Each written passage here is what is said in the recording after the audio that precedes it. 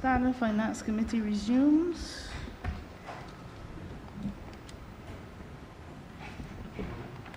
Madam Chair, Head 84, Ministry of Labor and Social Partnership Relations, in the amount of $7,237,600.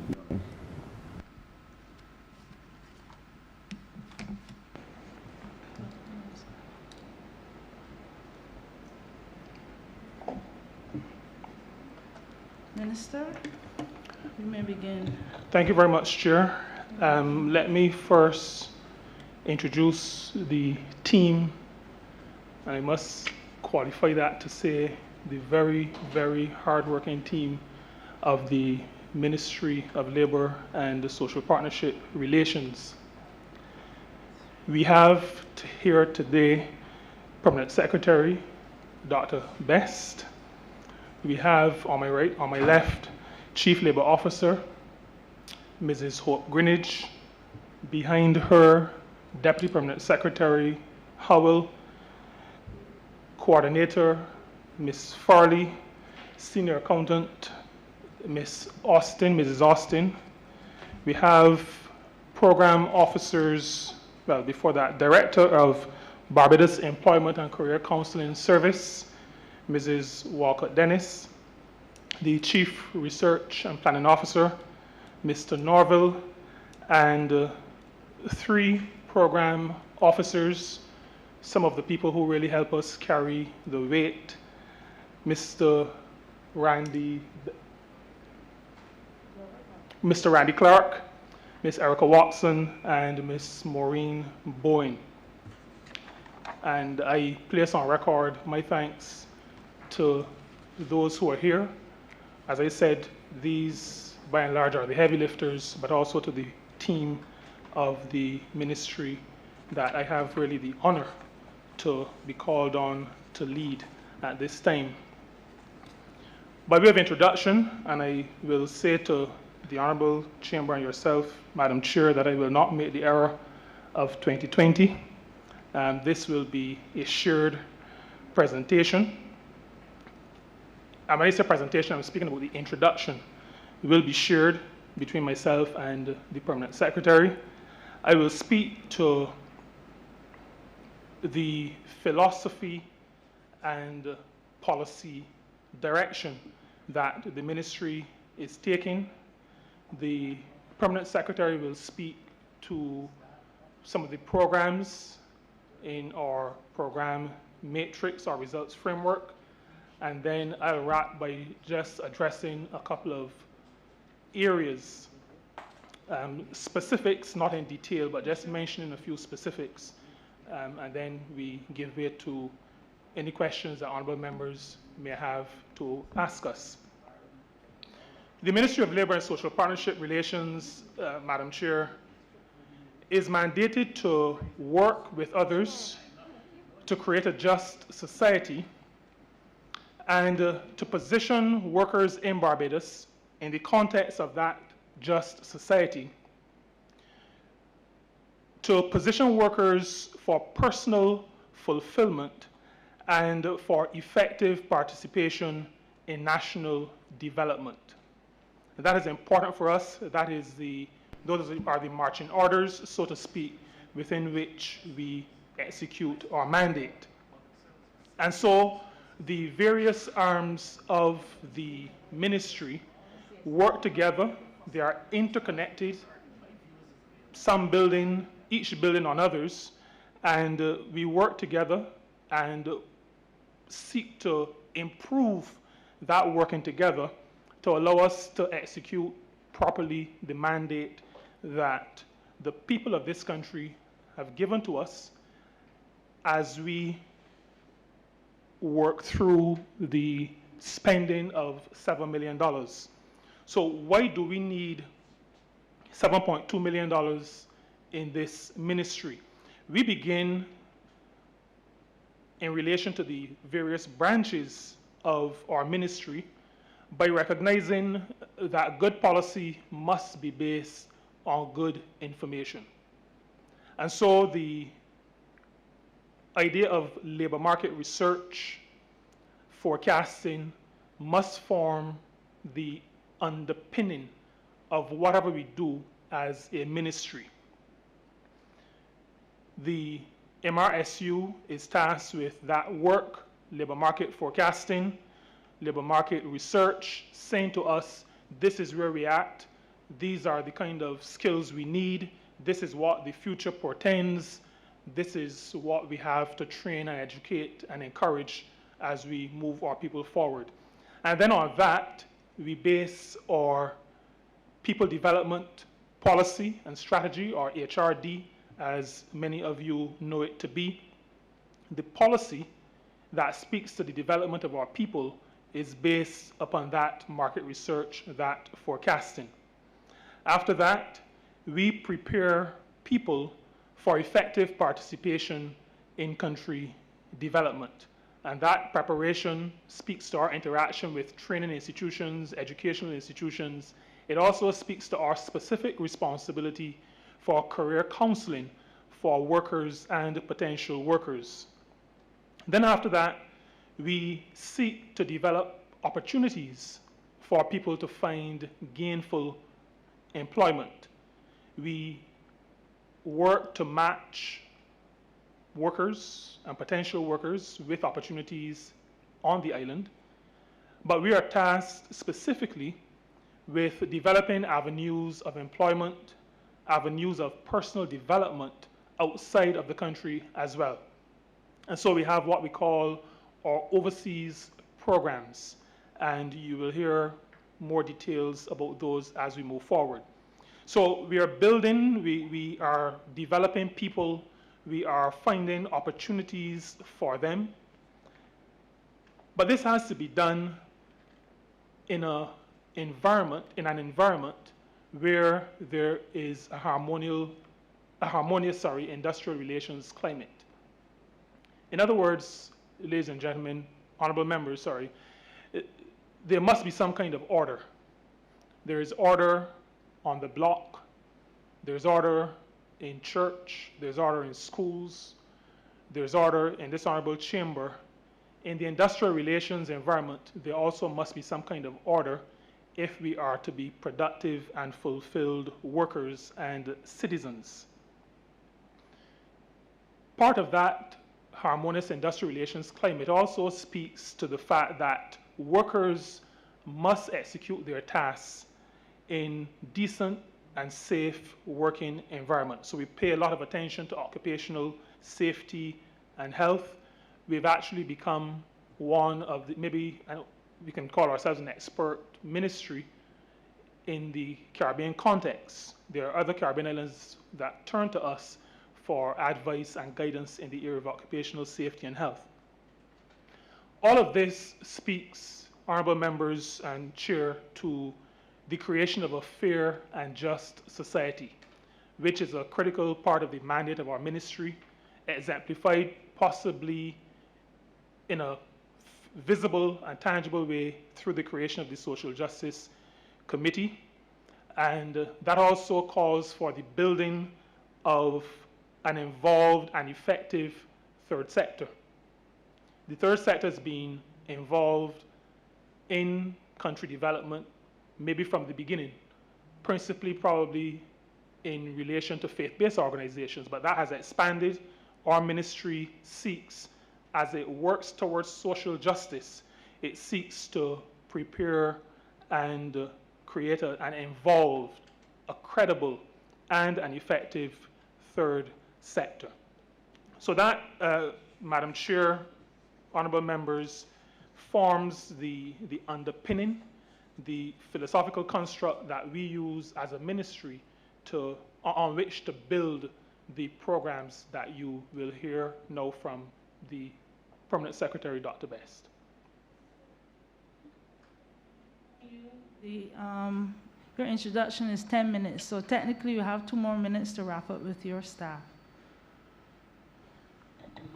The Permanent Secretary will try her best to share in the time that you have indicated. Thank you. At the end of which, please move the head.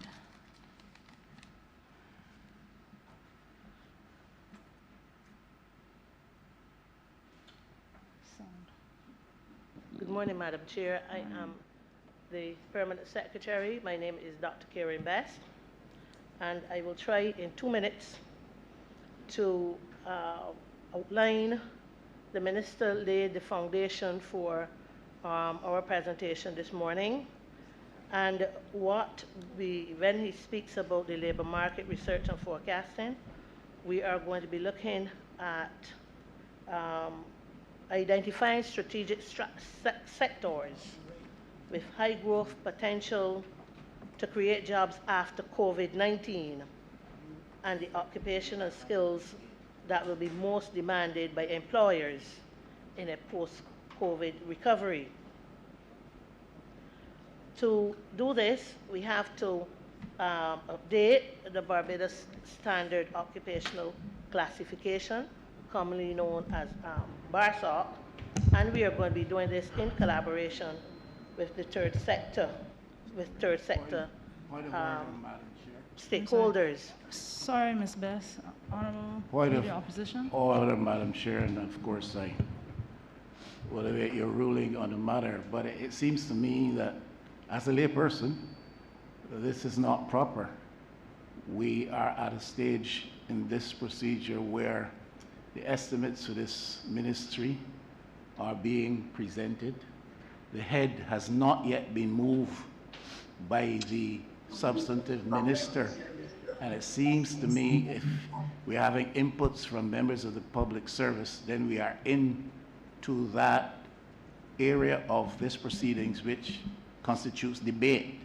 The head having not been moved, it seems improper to me that any voice is speaking on it other than that of the minister. No problem with the individual speaking, I'm just questioning the procedure.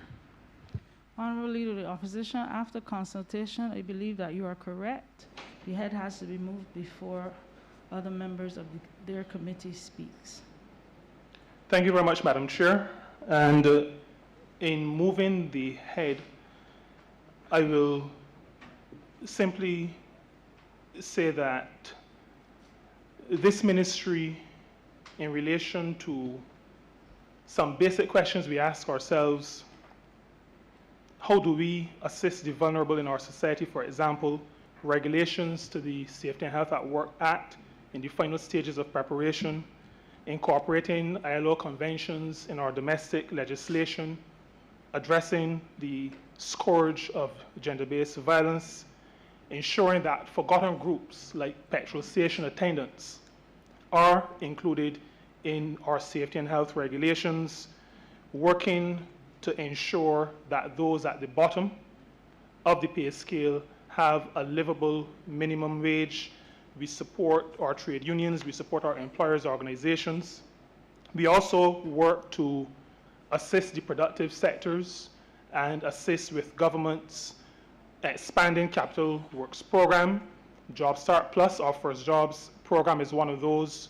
Training employers in legislation and in best practices, our people development policy, and of course, our social partnership, which is very involved and for which this ministry has some responsibility.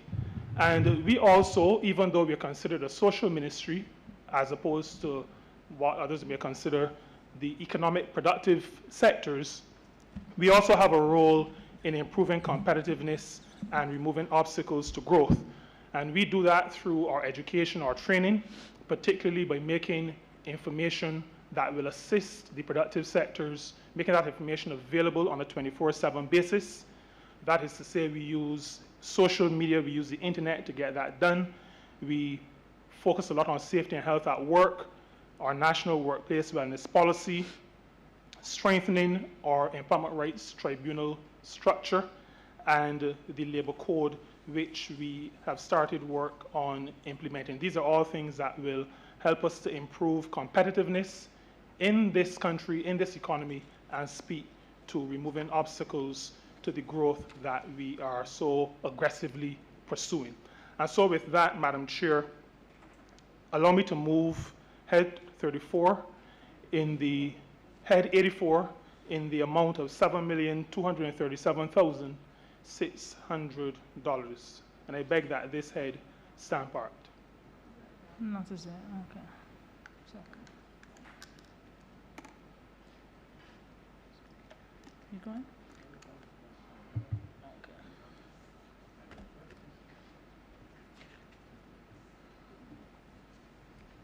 Honorable Member for St. George North. Thank you, Madam Chair.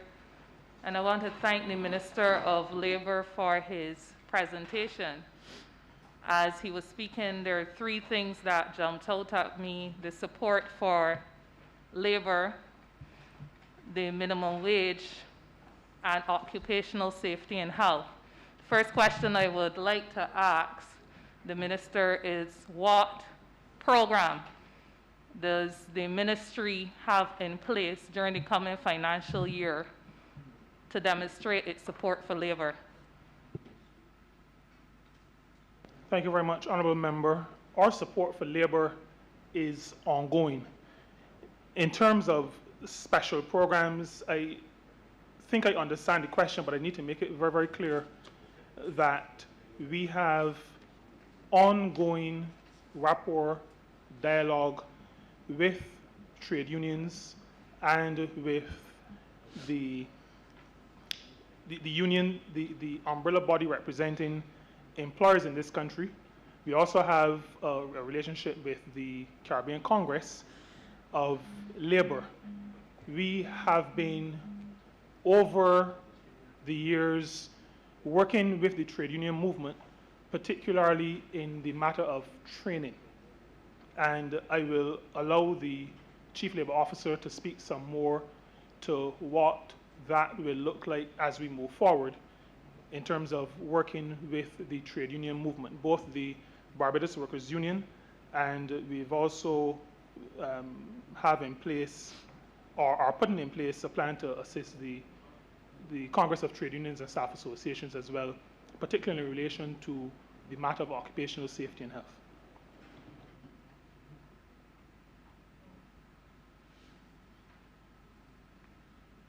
You're finished? Okay, I was allowing for the response from the Chief Labor Officer. But as a follow-up, therefore, you spoke about support for labor and you spoke about strengthening the Employment Rights Act. And certainly you're aware that labor has had significant challenge with a number of aspects of the Employment Rights Act. One of the most recent challenges being confronted is the fact that a number of matters are not going through the conciliatory process through the Labor Department and are being fast-tracked to the Employment Rights Tribunal. And yet I noted, Minister, in your submissions and estimates last year, you were able to comment that most matters are settled at the level of the Chief Labor Officer and don't have to be passed on to the ERT. So what provision is made in the estimates this year and in your programming to strengthen the capacity of the Labor Department, that is the conciliatory capacity and the labor inspection capacity, so that access to justice is available to people at that level and matters don't have to be escalated to the ERT where there is a financial implication for people who can least afford it? Thank you very much, Honourable Member. The matter of strengthening our processes and strengthening the institution that is the Labor Department, I'm going to ask and I'm not sure how we're operating, because I wanted the Chief Labor Officer to weigh in on the last question. And I'm saying here that I'm not going to be operating the way I did last year, so I'm not going to be answering in full detail every question. My team is here and they're going to support me, and I would wish that they'd be allowed to make their input, because I will not be making all of the inputs. I'll ask the Permanent Secretary in the Ministry to speak to what we're doing in relation to strengthening the capacity of the Ministry, in particularly working with the International Labour Organization in the matter that you raised in your second question.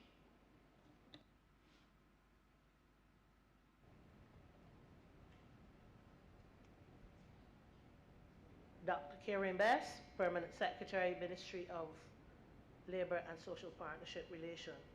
In relation to strengthening the Labor Department, We have just had some very fruitful discussions with the ILO to provide a number of training opportunities and avenues to make sure that we strengthen the department in the areas of conciliation, in the areas of mediation. We are looking at occupational safety and health. We're also looking at labor legislation, harmonizing the labor legislation, and at the end of that process, we should have fully trained and even more fully trained officers who can offer a lot more to the employers and to the, in collaboration also with our stakeholders, which are the unions, to make sure that the workers are advised in a manner that can redound to their benefit. Additionally, what we are also looking at and what we have started is that we are looking in the Labor Department where we are having a number of webinars that would provide advice to the employers, because the employers are reaching out and we need to respond, because once the employers have been advised and are knowledgeable, then the workers would be treated in a fair manner. Honourable Member, do you have a third question? Yes, Chair, it's just a follow-up to that, because I heard about training for the Labor Department, but I didn't hear about full resourcing of the Labor Department to meet the challenges that are out there, especially made worse by the COVID-19 environment. So training is one component, but labor inspection has fallen short during the last period. And a possible reason for that is because of the increase in the number of conciliatory meetings that the Labor Department has had to oversee. So what is going to be done to strengthen the Labor Department to ensure that it can not only meet the conciliatory demand, but also perform the necessary labor inspections so that we can avoid matters perhaps even coming to conciliation? Thank you, Madam Chair. Just let me respond a bit to that. The Ministry of Labour and Social Partnership Relations operates within the construct of government. And by that, I mean we are in a situation where we're trying, we meaning government, is trying to balance, and I think doing it pretty well, some competing interests. And when I use the word competing, I'm not referring to something at the expense of another. We've been called on, and again, when I say we, I'm referring to government, and that includes this ministry. We've been called on to be more efficient in that which we have, recognizing that resources have to be spread across a number of very important and very critical areas. What has happened over time, and if I speak particularly to conciliation, inspections, our occupational safety and health section has been an integral part of the COVID-19 monitoring unit. I'm not sure if that was a signal, but our ministry is an integral part of that monitoring unit and has been using those exercises as part of what would ordinarily be their own inspections of workplaces. As it relates to conciliation and the increasing amount of matters that need to be conciliated. Again, we've realized, and I think COVID-19 has taught many of us this truth, that we have to become more efficient so that we are not able to just add additional persons, if that is really where the question was going. It is not simply a matter of adding additional persons. We have, given the constraints, the budgetary constraints, the revenue constraints of government at this time, have to be more effective with the resources that we have. And what I can say to this Honourable Chamber and to the Honourable Member for St. George North is that this ministry's estimates are probably one of the few, maybe the only one, that has not had to be, and I want to say this very nicely, adjusted downward. And it is because government as a whole, the Ministry of Finance as well, recognizes the importance of the work of this ministry, the critical nature of it in relation to our people, the workers of this country, and we in the ministry, while understanding government's constraints, have determined that we will be even better with the existing staffing arrangements that we have. Now, one thing I will say to conclude this response is that we believe that we are going to have approval to allow us to make some changes so that there are some, and I'm going to be a little bit vague only because I cannot say this before Cabinet and the Ministry of the Public Service approves it in any detail. We believe that we will have the opportunity to remove some of the existing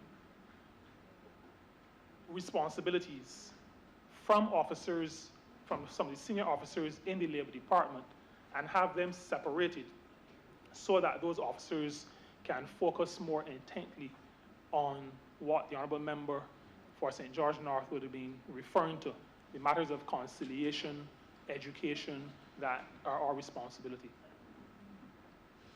Thank you. Honourable Leader of the Opposition. Thank you, Madam Chair. A couple of questions. I found it very interesting, the Honourable Minister holds the view that the vote of $7,237,600 is testament to the fact that government salutes the work this ministry is doing, and that there was no adjustment done with this ministry, as was with some others, because the ministry is doing a great job. I think the funds here are very low. And at a very critical time in our economic context, even our socio-economic context, where the policies and the regulatory framework and the level of influence that this ministry is able to exert upon the working environment in Barbados is very critical. Now, I just have a couple of questions. I would really want to hear the minister give his characterization of the working relations environment in Barbados at this time. People hold different views as to what obtains out there, both pre-COVID and now during COVID, as to the character, the nature of working relations or relationships in Barbados, whether we're talking about from a perspective of the state, labor, private capital. How does the minister honestly characterize working relations, the working relations environment in Barbados today?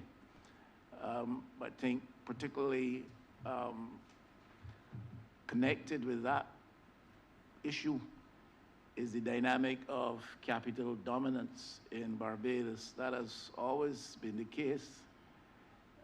Some measure of balance had been struck with the work of the labor movement over the years, and gains of labor because of social policy, positions of respective administrations over time. but it is the view of many that there'll be some reversals, that there's a new dominance of capital in the working relations environment in Barbados. I would like to hear the minister and his team give their characterization of the working relations environment in Barbados now. Thank you very much, Honorable Leader of the Opposition. The working environment, and I spoke to this at length some weeks ago,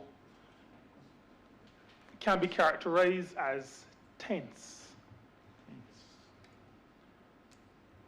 And there are a number of reasons for that, and I believe the question is asked so that those reasons can be repeated.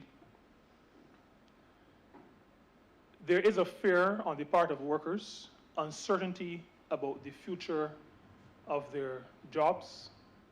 That is a real fear. When a person is unsure if they will have a job tomorrow or next week, they will act or sometimes react in ways that they would not ordinarily so do. Those workers also have the attendant fear of illness. There are also many of them trying to be teachers' assistants while at home. There are also some of them, many of them, or many of us, because all of us really are workers, who have dependents who may either be elderly or persons living with disabilities, who we have additional responsibilities for. Those matters work together to help to create a very uncertain and fearful situation. On the part of businesses, there is also much uncertainty. There are persons who have worked for years, maybe decades, to build a business and are wondering if it will disappear before their eyes, who have workers and go to sleep at night hoping that nobody turns up positive so that the business has to close to look after that situation. So they too have their perspectives and they have their fears. All those things, Madam Chair and Honorable Leader of the Opposition, work together to create the tensions that we are seeing. And so there has been quite a lot of reaction, some of it uncharacteristic, some of it, some may say, is characteristic, but I say that some of it is quite uncharacteristic. But I think we understand where it comes from. And understanding where it comes from allows us then better to address how we keep the fabric of industrial relations together. The Honorable Leader of the Opposition spoke to capital dominance, and I'll share a matter that we had to address very early in this pandemic situation, and that is to say about maybe May or April of last year.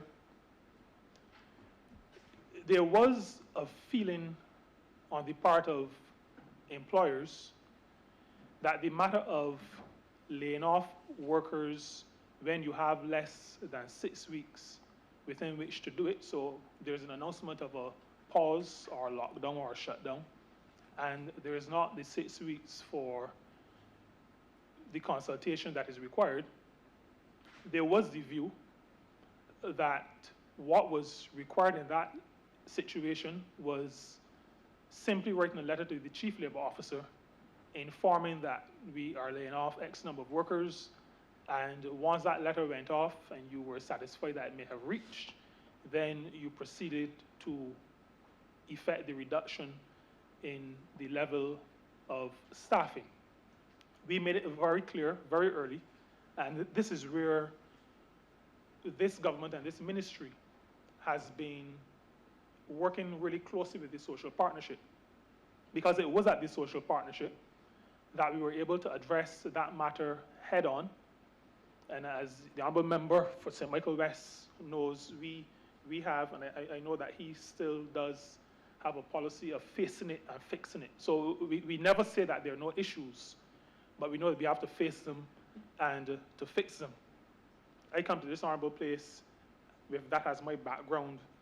My predecessor from the place where I come from, that place that sent me, had that approach. And so we made it quite clear to capital, to business leaders and business owners within the context of the social partnership, that that was actually a breach of the law. And so we've seen significant improvement in, and I'm using that as an example, we're seeing significant improvement in the approach of businesses to the matter of laying off staff. There are some outliers still, and we live in a real world. I'm not going to say that there will always be outliers, but there are some, and we continue to work in those situations to make sure that there is not the what was referred to as the dominance of capital. We make it quite clear our support for collective bargaining, because collective bargaining, a fundamental principle of the International Labour Organization, one that we hold dear and sacrosanct, that principle is a principle that speaks to redressing, or let me say addressing, the imbalance, whether that imbalance is real or perceived, allowing workers to come together in any interrelation and interaction with employers. So that is maybe a synopsis of the climate and what we're doing in relation to what was referred to as the dominance of capital.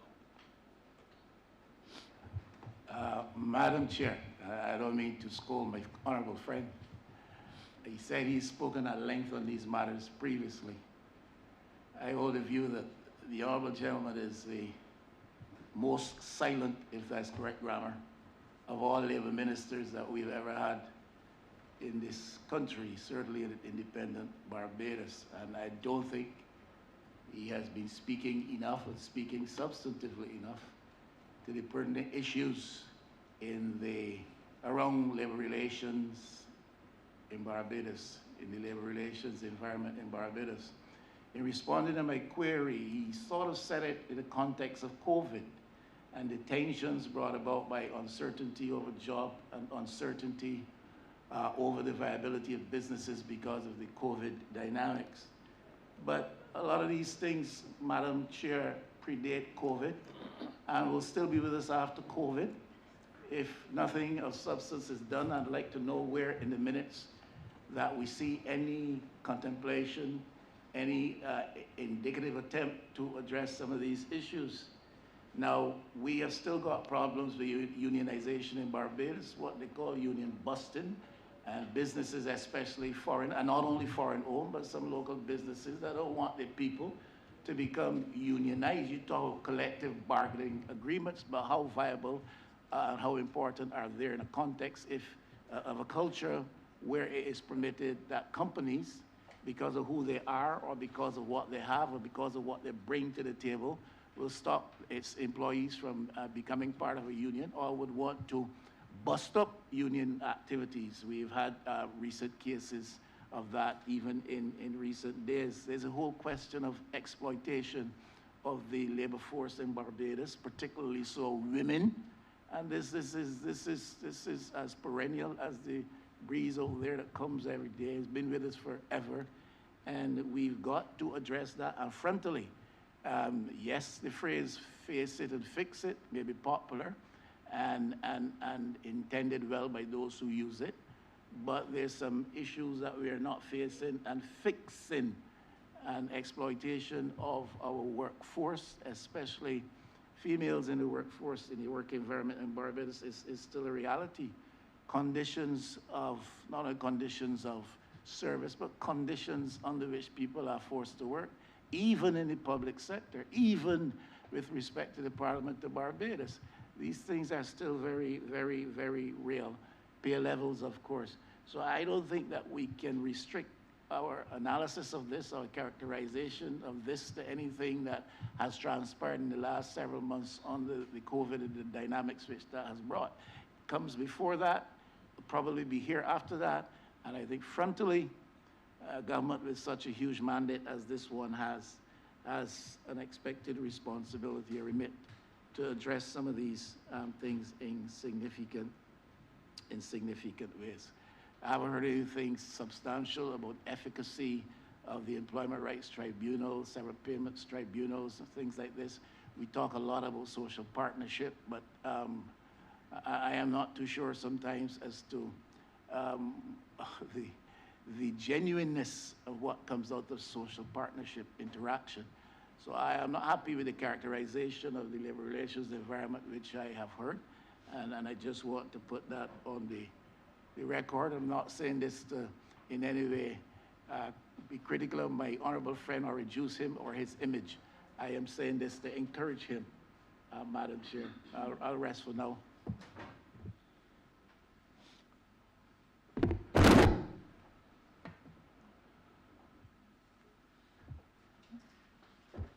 Want to go? No? Cynthia. Honorable Member for St. Michael Southeast. Thank you, Madam Chair. First of all, let me just say to the Minister of Labour, it was pleasing to hear the perspective which you've shared in relation to the importance that not only the unions, but certainly all stakeholders have to play in relation to labor relations in this country. And especially during this period coming out of a pandemic, I think the role of labour is even more important now than ever. Unlike the former Speaker, Leader of the Opposition, I, however, share the view that despite the fact that additional funds have not been added to the Ministry of Labour, it, however, must be made known that it is not so much the funds, but it is what you do with the funds when you get the funds. And I'm confident that with the funds that you have, it is really about the execution of the various projects under your ministry. And I want to just ask the first question, which relates to a program that was talked about very much when we came to office, the First Jobs Initiative. I think it has evolved into what is now the Job Start Plus program, or the National First Job Initiative. We've not heard anything much recently about it. Obviously, this was one of the programs that was touted by the administration and certainly by the Ministry of Labour as being able to assist, in particular, young people to get into the job market. And I'm concerned that obviously in a climate where we have so much rising numbers in terms of unemployment, and particularly amongst our youth, that we need to appreciate, I think, fully from the Ministry of Labour, what is going to happen in the coming months now that we've started to open back up the economy. What are the things that are going to be on the table with the Ministry of Labour to ensure that a number of those young people who want to take the opportunity to get into the workplace and to have the necessary skills with that first job and that opportunity to have that first job will now be afforded that opportunity and have something to look forward to? So that's my first question. What is happening with that particular program? Before the Permanent Secretary and others of the team speak to that, I just want to say that once COVID, and it is not possible for us, maybe for others, but it's not possible for us to speak in an environment outside, and I refer maybe not to you, honorable member, but to some comment that I heard before. It is not possible to speak about what happened in the last year and what is happening at this point without reference to COVID-19. We believe, on our way to a great program and unfolding and executing a great program, this First Jobs program, which we've named Job Start Plus. And with the onset of the pandemic, then that became a matter that we had to some degree, not fully, reassess, because that was a time when there were closures, persons as in businesses were not able to have the young people engage in the way that they had anticipated prior to the COVID pandemic. We are pleased, though, that working with the Ministry of Finance, we have been able to secure the funding that we believe will allow us to move in a very significant way to to have that program rolled out even as the economy opens up again and starts to grow.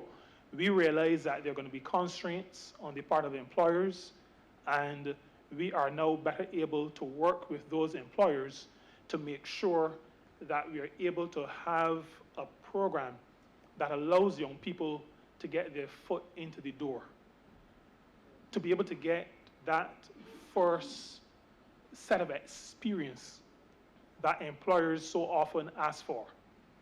People want young people to come to work, and they're asking them for 12 months of experience. Nobody gives them a chance. And we see this as more than job experience. We realize that this is, in quite a number of cases, going to mean the difference between hope and despair for a lot of young people. And we do not want young people to be moving toward despair. The research tells us that whenever they're, in normal circumstances, there's high youth unemployment, but it is even worse when there are crises like a pandemic in the context in which we are operating at this point. And so, just to say broadly that we are going to be able to be much more aggressive in the coming financial year because of the funding, and we've already started our approach to businesses to have them on board, but to continue that conversation because we never really stopped the conversation with our business partners. Permanent Secretary, would you want to add to that? Thank you, Minister. For the financial year 2021-2024, we're looking at a target of 350 young persons to place in the Job Start program. But what I'm going to do, I'm going to ask Program Officer Boying to expand and to speak to the outputs and how we are going to, and where we are, in this program at this time. Chair, I'm Maureen Boyne, Program Officer with the Ministry. To date, from the period December 2019 until March 2020, we would have undertaken training for approximately 150 young persons. These persons would have been engaged in a 2-week training program, World of Work training, and we would have covered areas such as effective communication, resume writing, interview techniques, mock interviews, etc. And this was really a response to what employers were saying to us based on what they saw as young persons not quite transitioning well from the school environment into the working environment. As a result of the training that we undertook, and obviously, as Minister said, previously we were impacted by the COVID-19 pandemic. So at one point in time, we had about 43 young persons placed with 19 different employers, and that was up to December 2020. And obviously, since the previous shutdown, we would have saw a reduction in the numbers. We currently have about 20 persons placed under the program. Pre-COVID, the interest was very much there. Through our work in the ministry, we had made contact with over 200 employers. So the interest was definitely there. And I can say it was from a cross-section of sectors. You would have the manufacturing, the hotel industry, retail, wholesale, automotive industry, financial services. So the interest is still very much there, but obviously we've been impacted by COVID. So that's just a brief summary right now. Thank you.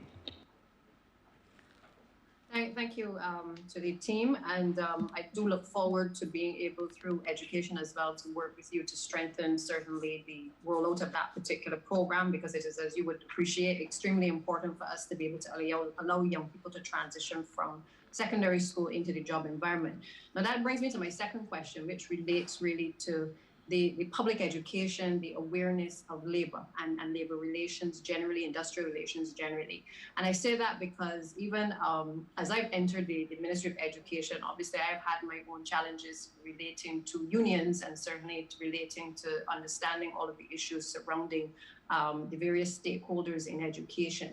And I do feel that it is important that we start the conversation about industrial relations. What are rights and responsibilities of employers? What are the rights and responsibilities of employees as well at a younger age? And I'm just wondering if, in the similar vein that we are moving towards with financial literacy, if the Ministry of Labor has given thought to a type of program for within the schools where we could look at a measure within the curriculum that would allow us to start to create that awareness. Obviously, we have the opportunities through guidance counselors to be able to assist young people to make that transition. But I'm just curious as to the public relations, the exercise that is going to take place over the next couple of months. What are the plans in relation to certainly young people, but also to the wider public as you start to heighten the awareness about labor relations and rights and responsibilities? Thank you very much, Honourable Member. The matter of educating our people, including our younger people, is a matter that we have had much discussion on and have actually started some work on, recognizing that we have to meet people where they are, in essence. And the use of social media is a significant part of what we have started to do with the webinars that we have done that are online and accessible, and what we plan to do as it relates to the use of other branches of social media like Instagram and Facebook. And I'll ask the Chief Labor Officer to speak some more to that educating of our people, including our younger people, as to their rights and responsibilities, as you put it, in the matter of what is expected in a workspace, in a workplace, how are they to operate, what are their rights and responsibilities. Thank you, Minister. Madam Chair, I am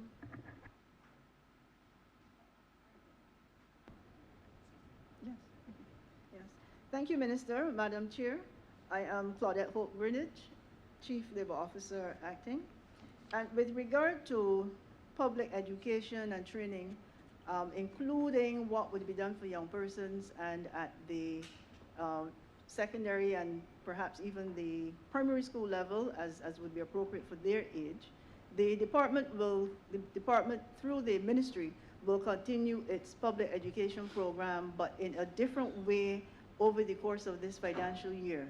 The traditional approach of having the in-classroom or in-room setting, that is pretty much abandoned for this year for the reasons that we know of, COVID, and as well bringing the training delivery into the new world, into the new century, where young persons are more amenable to training that's being delivered via electronic platforms in many ways. And also the adult population is also into having training delivered that way. Now, we will look at the industrial relations related training and the occupational safety and health related training. If we go with industrial relations first, what we propose to do and will do this year is to increase the number of electronically available training programs and sessions which can be accessed by any worker anywhere, including those persons who may not be in the workforce at this time. And that will, of course, include the persons who are at school or in training institutions. We propose to have at least 4 full-scale webinars, maybe 2 hours duration, because electronically you can't go too long. We can't go for the half day that we would have normally, so about 2 hours, where those will be targeted at the employers. And similarly, 4 will be put on for the workforce and the young persons. And what we have found is that the webinars are particularly attractive across the board. And we do have some content that is there now on YouTube, in particular on the ministry's YouTube site. and those can be accessed. And we will do similar programs commencing in April of this year. And we also propose to have a sustained media presence during the course of this financial year, utilizing our traditional media through the radio, TVS, using the services of GIS, but also having content that is there for posterity, using the various social media platforms that we will have access to. With regard to industrial relations as well, there is a need to make sure that both employers and employees are equally seized with the information that relates to the IR landscape. And this financial year, we propose to have an online course that can be taken by just about anyone, and it will serve to provide persons with the basic information about some of the key facets of the labor legislation, ILO conventions and principles, established customs and practices where we don't yet have a legal framework to address certain topics, so that there's a good gauge on what is happening. And it is envisaged that at this point, it is something, if it does not occur this year, it can lead to certification later on, but persons will be, their participation will be acknowledged. So that is one route that we will go, or an additional route that we will go in when it comes to the industrial relations end of things. And there is a need, we recognize that, and we will address it. And that is where we will have at least once a month or every 2 months, something out in the media on an aspect of industrial relations, not necessarily waiting until something occurs, then to address it through the giving of information, but to have that sustained practice that I referred to earlier. With regard to occupational safety and health, since the onset of the COVID-19 situation, what has become glaringly obvious to us is that inextricable link between public health and occupational safety and health. And it is for that reason that there has been a stepped up focus on some aspects of occupational safety and health in this particular environment, but we cannot allow the traditional areas of focus to die away. So for example, safety and health management at the workplace level, and also the training that needs to be undertaken by employer and employee, so that everyone is fully cognizant of what our safety and health legislation requires. Now, as part of our programming for this year will be the observation of 2 major events. The World Day for Safety and Health, which is on the 28th of August, is an annually occurring day, and that is something that is promoted by the ILO, so World Day for Safety and Health.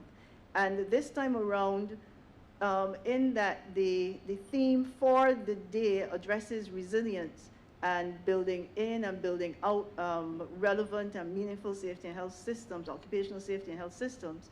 We will place some focus on that for the 28th. And we have also seen that there's a need to have some focus on smaller agencies, smaller entities, helping them to build out their occupational safety and health management systems. And when I say that, we are thinking specifically at this time of the relevance and meaning and purpose of occupational safety and health workplace, occupational safety and health committees.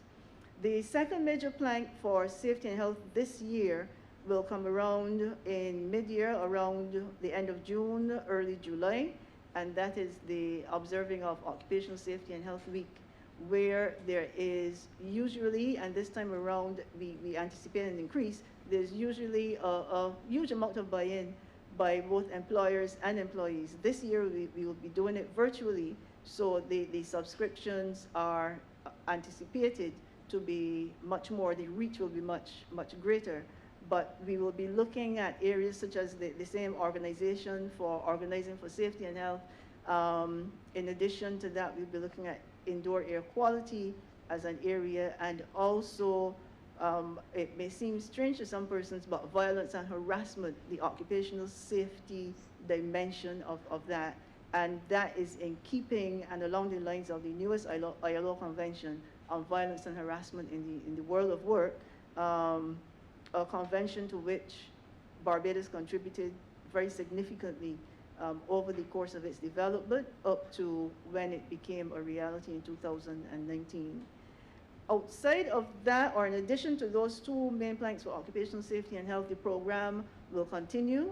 There is a heavy demand, which is sustained from the workers' organizations as well as the employers' organizations and individual entities, individual agencies for training and discussion using the services of the occupational safety and health section of the department, and that will continue along with presenting webinars over the course of the financial year in similar vein to the industrial relations section. If I may just conclude that intervention by recognizing what I think is a invitation to us on the part of the Honorable Member for St. Michael Southeast to partner with the Ministry of Education and maybe have an opportunity to focus in the school setting on sharing information that would be valuable for students as they seek to transition out of the schools. And if I'm correct, thank you very much for that offer, and we will be following up on it with you. Thank you, Chair, and thank you, Minister, for that understanding of where I was going, because I think it is important for the country to appreciate that the Ministry of Labour understands that the understanding of labor relations does not begin when you get the job. And I think it has to begin, as most other things do, from that nurturing stage of our schools.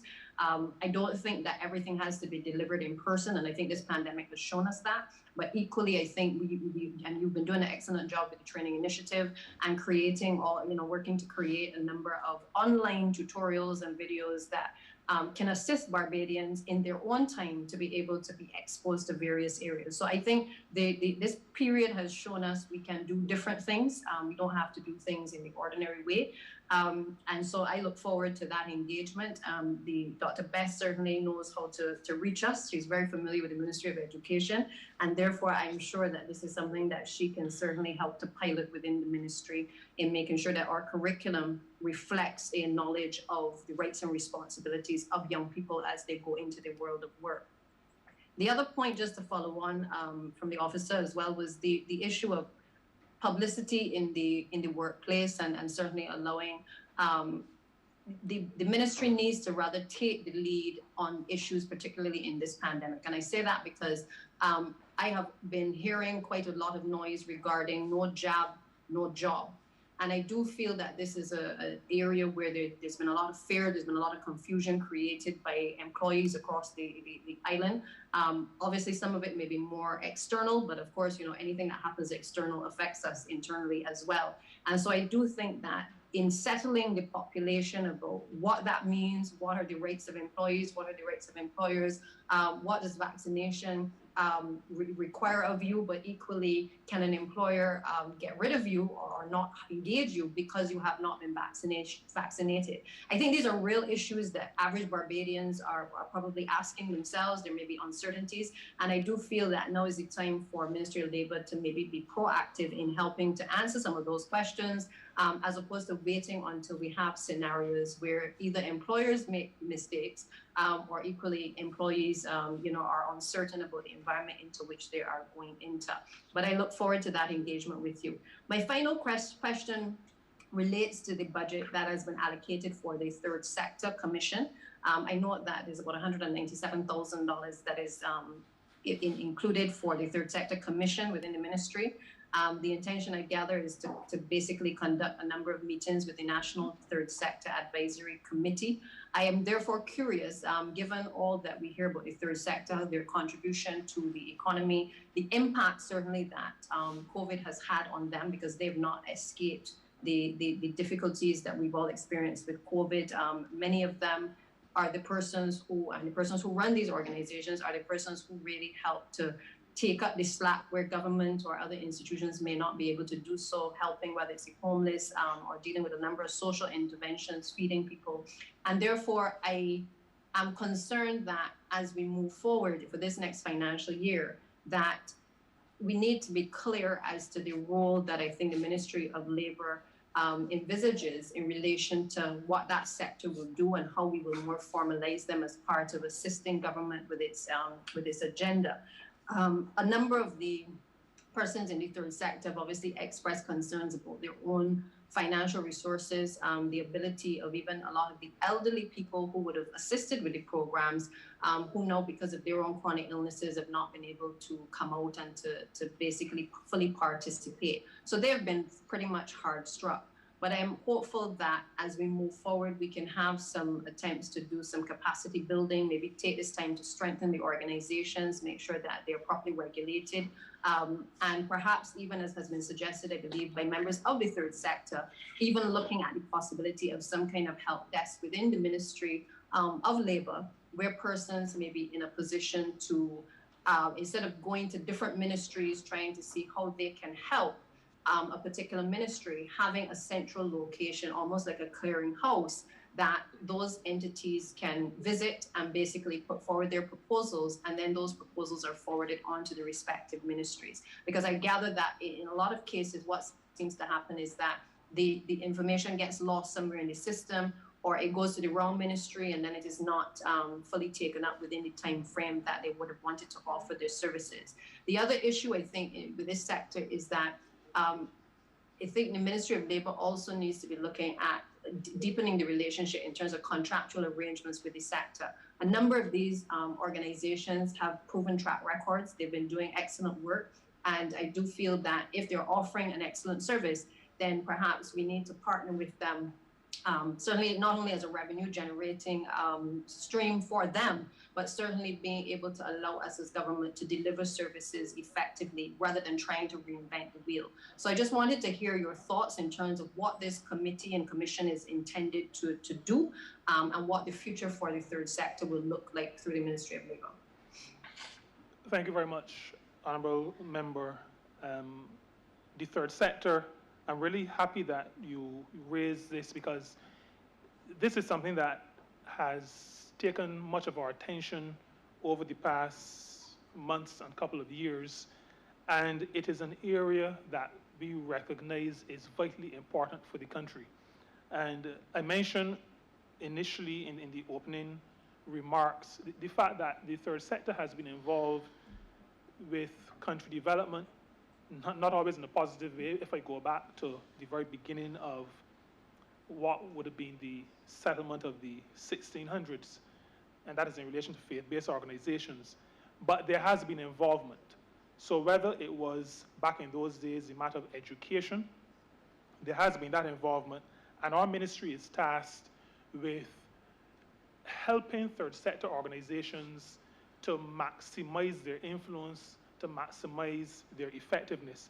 I'm going to allow the Permanent Secretary and another officer to be able to respond, but what I'll say just in a broad response before we get more specific responses, the matter of financing, funding is critical. And what we are doing, right now we have a draft cabinet paper, which is with 2 ministries as we speak, awaiting comment. That cabinet paper seeks to establish a framework. And the reason why I want to say this, because there is sometimes a perception of government, and this does not fall into that perception. I think we'll understand after I say it.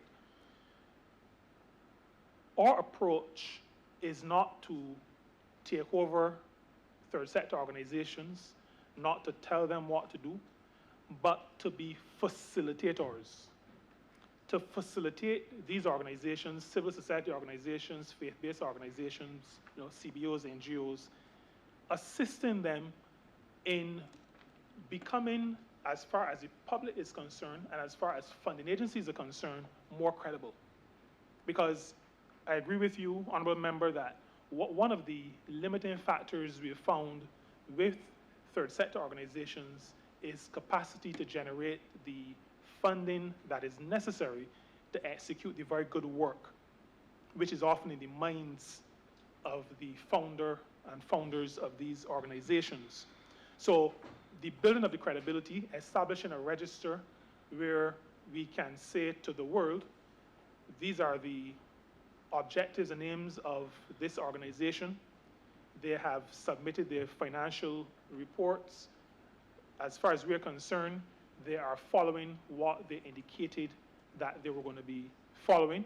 We will be working with other sections of government because there are issues like anti-money laundering and terrorism financing, those matters that have to be dealt with that are not likely going to be dealt with within our ministry, but we intend to be that ministry that will coordinate so that when all the work is done, we can say to the world, these are organizations that are credible and that deserve your support. Beyond that, and I was involved in another very important matter yesterday, so I was not able to hear the presentation yesterday morning. The whole matter of renewable energy, Cabinet has taken a decision that a percentage of that renewable energy pie, so to speak, will be reserved for the third sector. That will allow the third sector, as the sector can gather resources, as it can leverage the undertaking from government, it will allow those organizations to participate in the renewable energy space and thereby create revenue for their organizations. The mechanics of that are to be determined, but we've already started conversations with some third sector organizations, not very many. We have to intensify that going forward. We have started discussions with the ministry responsible for energy, and so we'll be moving forward with that because we recognize that the whole matter of revenue certainty has to be addressed. As you said, Honorable Member, that has been one of the issues at this point. Businesses struggling to stay afloat, so not able to contribute to the third sector organizations maybe as they either are accustomed to or as they want to. And that is a matter that we are looking into. But Just to remind you, Honorable Member, your answers should be 5 minutes long. I'll ask the Permanent Secretary to speak in some more detail to that. Thank you, Minister. In relation to the third sector, we have programs, and I'm going to allow the responses to come from the DPS Howell. I'm going to, the program coordinator Farley, and the director of BEX, because yes, we recognize that the third sector, and the minister speaks about the third sector every single day, 24 hours a day, and how important the third sector is. And the Minister of Education spoke about the contractual arrangements, and I think the minister elaborated on that, where we have a draft cabinet paper outlining what will come out of that paper. We also looked at setting up a secretariat, but we were told we had to take it out of our estimates. So we are going to bring it back again, looking at a structure of how we are going to relate to and with the third sector. But I will hand over to the DPS and Coordinator Farley and the Director of BEX to speak on the programs that we are going to have going forward with the third. Good morning, Marva Howell, Deputy Permanent Secretary.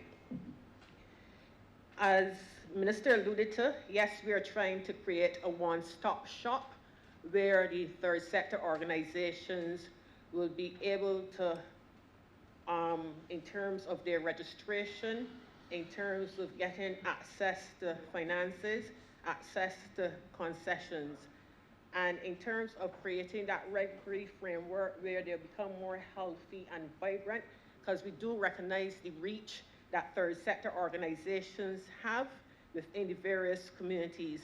Because when you think in terms of the limited resources that government has at this present moment, or even before, the third sector organizations are able to give a voice to those that believe that they do not have a voice. And if we want to create a just and fair society, it is important that the most vulnerable in the society must be able to have some persons representing them. In terms, while we look towards creating that framework, because that paper was done since 2019, and as the minister alluded to, we are awaiting comments from two other ministries.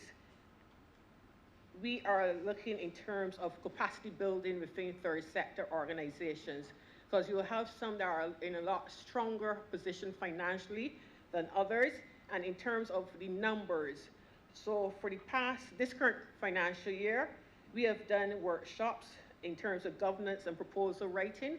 We are working in conjunction with some international organizations, primarily within the UN system, UNDP, and then also with IDB, where they have provided facilitators to assist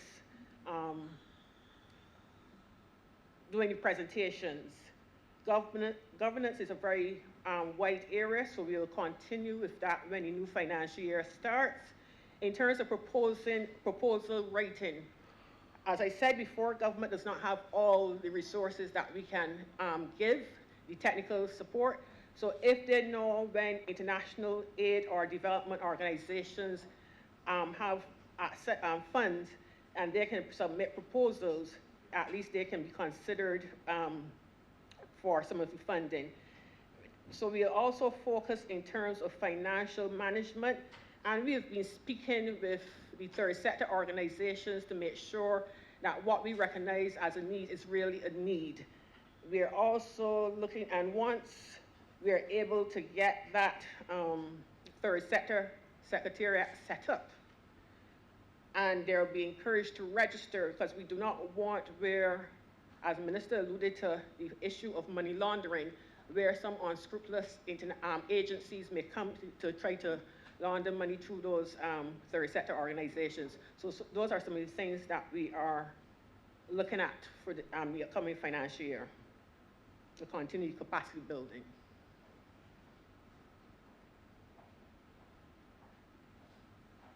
Thank you, Madam Chair. Thank you, Thank you. Minister. I have no further questions. Honorable member for St. James Central. Thank you very much, Madam Chair. Honorable member, I want to begin by saluting you and congratulating you for the work you do in the stewardship of your ministry. And actually, my intervention really is because of a sense that you need to be given an opportunity to speak with some clarity of policy and certainty of programmatic intent on a matter that was perhaps, for the purposes of this parliament, a throwaway comment by the leader of the opposition, but I've been around this business long enough to know that a damaging and unctuous headline can come about from what might be the most apparently casual of comments. Specifically, Minister, the question of union busting. And perhaps I should begin by saying, as a minister responsible for business should say, what his position is on a matter. And I take the perspective that, and I tend to inform myself by statistics. I read things like the ILO publications and US Bureau of Labor stats when I have the opportunity. And I think it is clear to see that union members have higher wages and generally better conditions, and a happier workforce is brought about by those circumstances, and therefore it is usually a workforce that is more willing to sacrifice, and I think that is better for business. But there's a different perception out there, and that perception is that higher wages and emphasis on better conditions or increased safety measures and better benefits for employees generally all come at a cost, and that cost is an imposition to be carried by the business, and the temptation consequently is to interfere with organized labor in the facilities, so that what would be a casual comment about union busting really does speak to the heart of a disparity of opinion, in my judgment, in Barbados. Now, Minister, I also am aware that there is another form of emerging business. I do not know that it exists here, but there is a form of emerging business in the United Kingdom and in the United States of America, where HR firms, human resource firms, specifically offer consultation on how to disrupt organized labor with the goal of keeping companies union-free. And you would imagine, Minister, that that could be a very deleterious and difficult thing for this country to have to deal with if it was to take root in areas of the Barbados economy, for example, the construction sector and the tourism sector, and those larger and more important sectors of enterprise in Barbados. Now, the question that I have for you, therefore, is, do you, as Minister, see any evidence of any feature of either overt or covert, overt or subtle discouragement of workers from participating in union activities in this country? Is there evidence of that? And secondly, if in fact that evidence does exist, then what policy action or policy measures do you envisage it being necessary to take? Thank you very much, Honourable Member. A very good question, and an area that this ministry is very focused on. Now, this ministry encourages what is referred to as solidarity. So I spoke earlier to the matter of collective bargaining. And in all of our interventions with businesses, we speak to that as a philosophical underpinning, a policy perspective of government and of this ministry. That is to say, workers have to be allowed together to negotiate on their behalf, led by their union or whoever else they want to represent them, and that is not to be stifled in any way. Now, let me answer the specific question as I move on, conscious of the 5 minutes that I have. The question was, are we seeing attempts to reduce either the impact or the ability of unions to function, or of workers to organize themselves? My straight response, I have not done research, but there are a number of things that have come to my attention that says to me that there is an attempt to reduce the impact of unions in workplaces. I'm not saying that that is pervasive. And to be quite honest, Honourable Member, I am a little bit less interested in the headlines, but I want to be accurate. I am not saying that it is pervasive, but I'm saying clearly that I have seen evidence of an attempt to reduce the effectiveness of workers' organizations in this country. I have also seen the efforts of HR advisors in this regard. And it is not a matter that is left only to developed countries and those large organizations that operate in those countries. We are seeing it here as well. And I'll give a little bit of background as to one of the reasons why we are seeing some of our HR advisors going in that direction. I'll also tell you that there are HR managers, and they are our clients, but I'm going to be very straight on this matter. We're also seeing HR managers who should be standing on behalf of workers, but who, because HR over the years has struggled to be seen as legitimately a part of the management structure. Whereas you see CEOs and financial controllers they are known to be part of the management structure. HR managers have been fighting for that recognition, and some of them, again, I am not speaking to pervasiveness because I do not have that information, but I've seen enough to know that at least some of them have taken the approach that they have to be the toughest people in the organization in order to prove their worthiness. We also have situations where they may not have that in their minds, but management and sometimes owners place them in that position. So whereas all managers are supposed to be responsible for developing their workers and being part of disciplinary processes, the HR people are often sent out to do the nasty work. And that is a fact in Barbados. Now, as it relates to government and this ministry's position, whenever it comes to our attention, we are very clear in our approach to it, but we realize that, and I think the Honorable Member for St. George North mentioned it earlier. I didn't have enough time to go into all of those things, but the matter of legislation and the strengthening of legislation is a matter that we've been addressing applying many hours to. The Employment Rights Act is one of those acts that we are working on strengthening. As a matter of fact, we've completed one stage of the review, and will soon be coming to the trade union movement and employers organizations to talk through, because we've been working through some of the comments that have come to us from them, as well as some of the issues that we ourselves have determined need to be addressed in that legislation. We've also put into place the Employment Prevention of Discrimination Act. That speaks to a number of areas where we can now have the weight of legislation enforcing the positions that we share orally or verbally.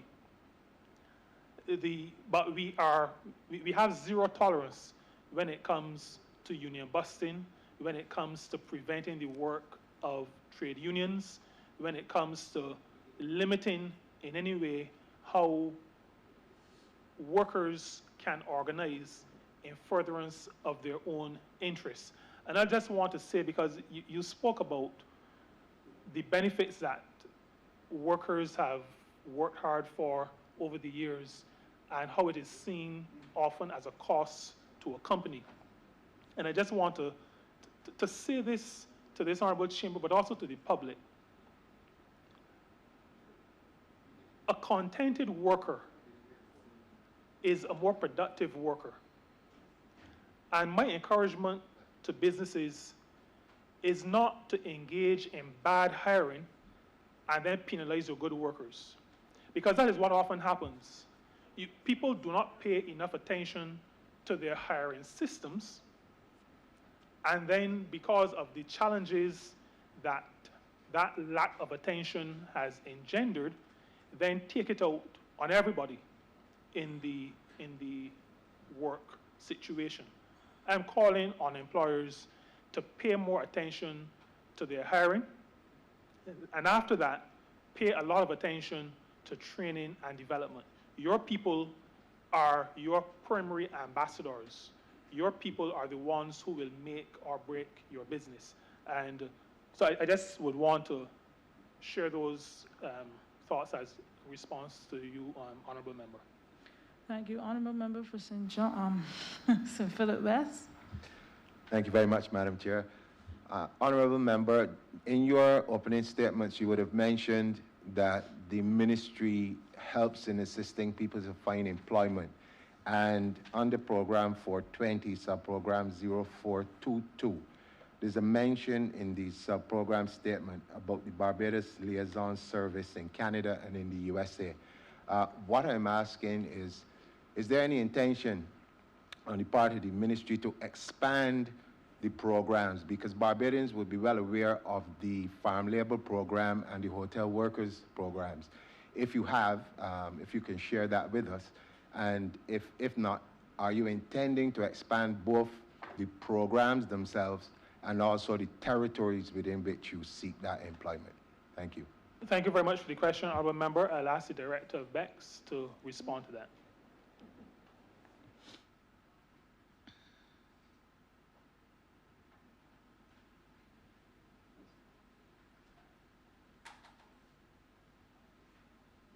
I think the mic is off. We heard nothing.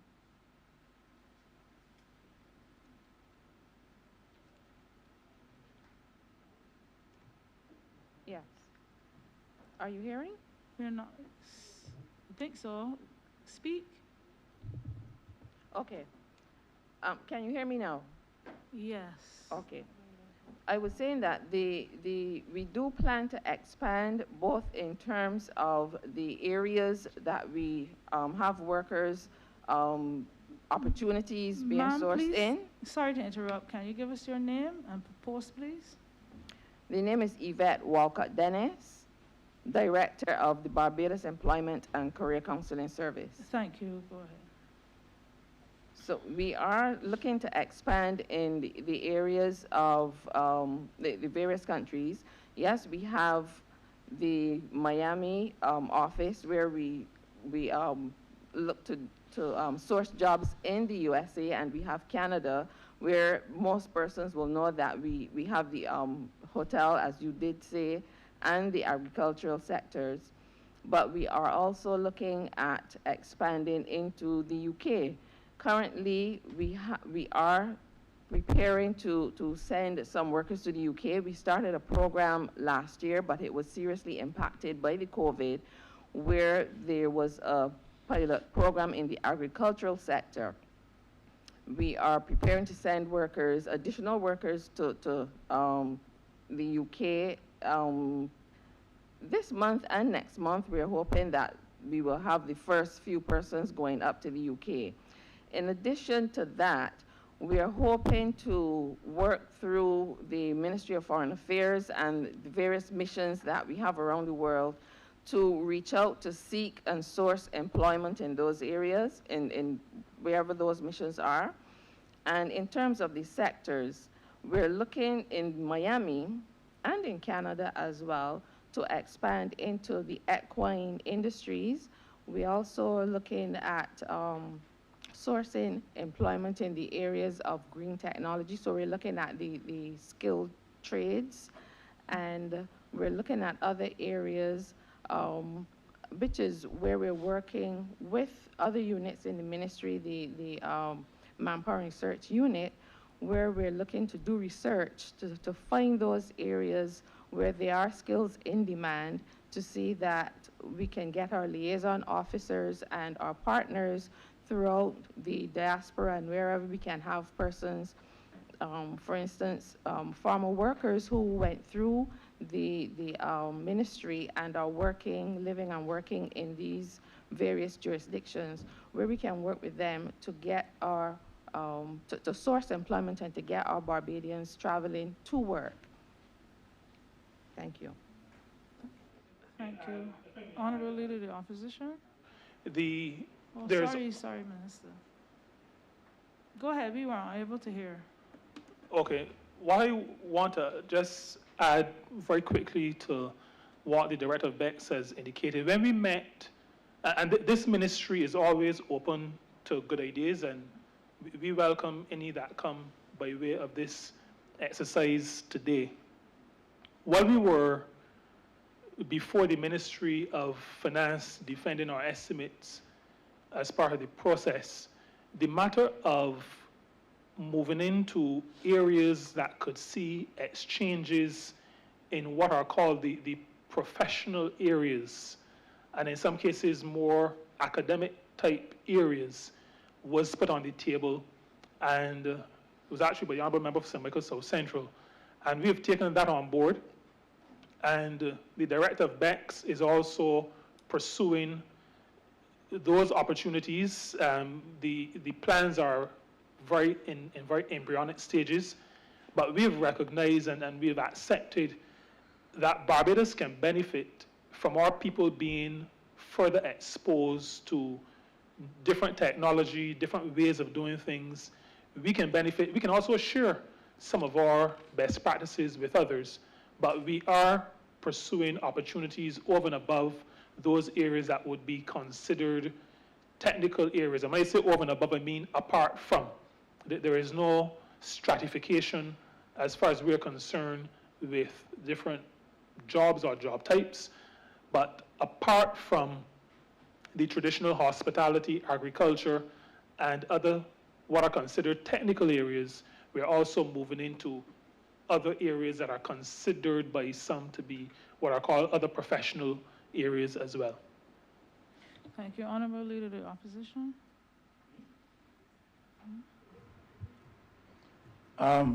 Thank you, ma'am. Just a couple of questions. Where are we?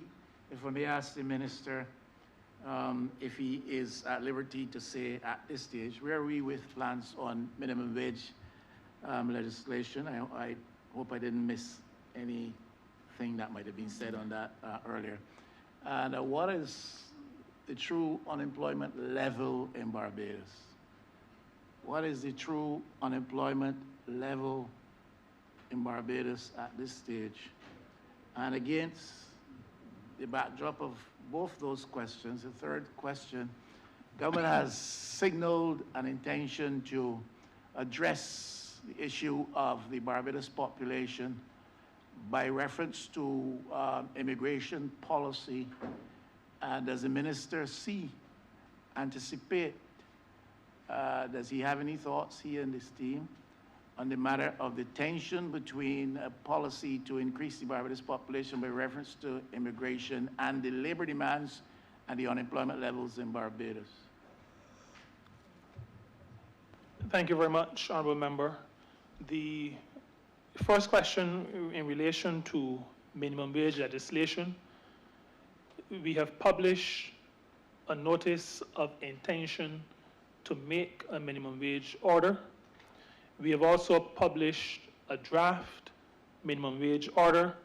We are right now coming to the end of the 40-day period that is the minimum allowed by the legislation for that, both the notice of intention and the draft order to be in the public domain, inviting comments or any challenges to the idea.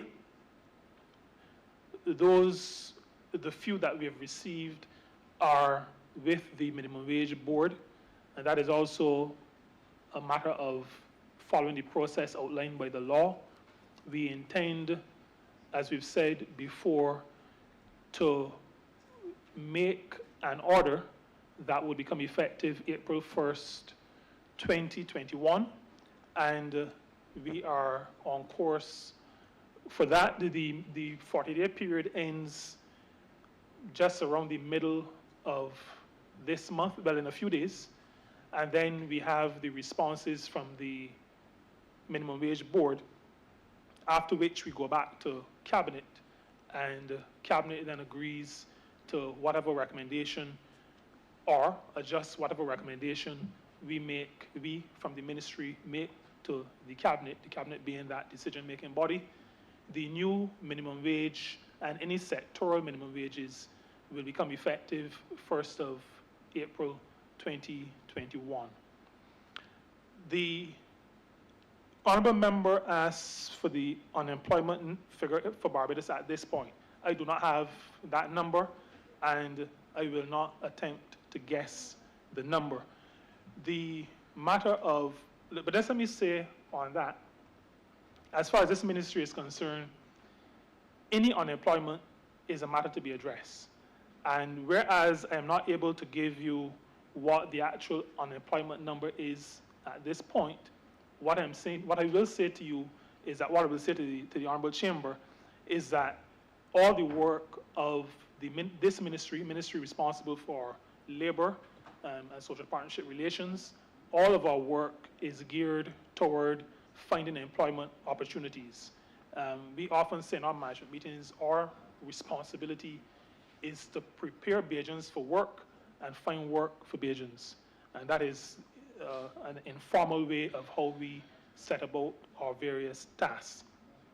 The matter of population policy, though, in the context of unemployment, which is where the honourable member, I think, is how he is couching the ultimate question. This government, including this ministry, plans forward. And so what we do now is not just based on now, but is based on where we expect our country to be as we move forward. We are aggressively pushing a growth agenda as a government, and our role in this plan to grow the economy is to make sure that workers are available, motivated, equipped. Now, all of those areas where we need to have people, those are not matters necessarily addressed by the ministry. So, for example, there's a ministry that is responsible for education, technical, and vocational training.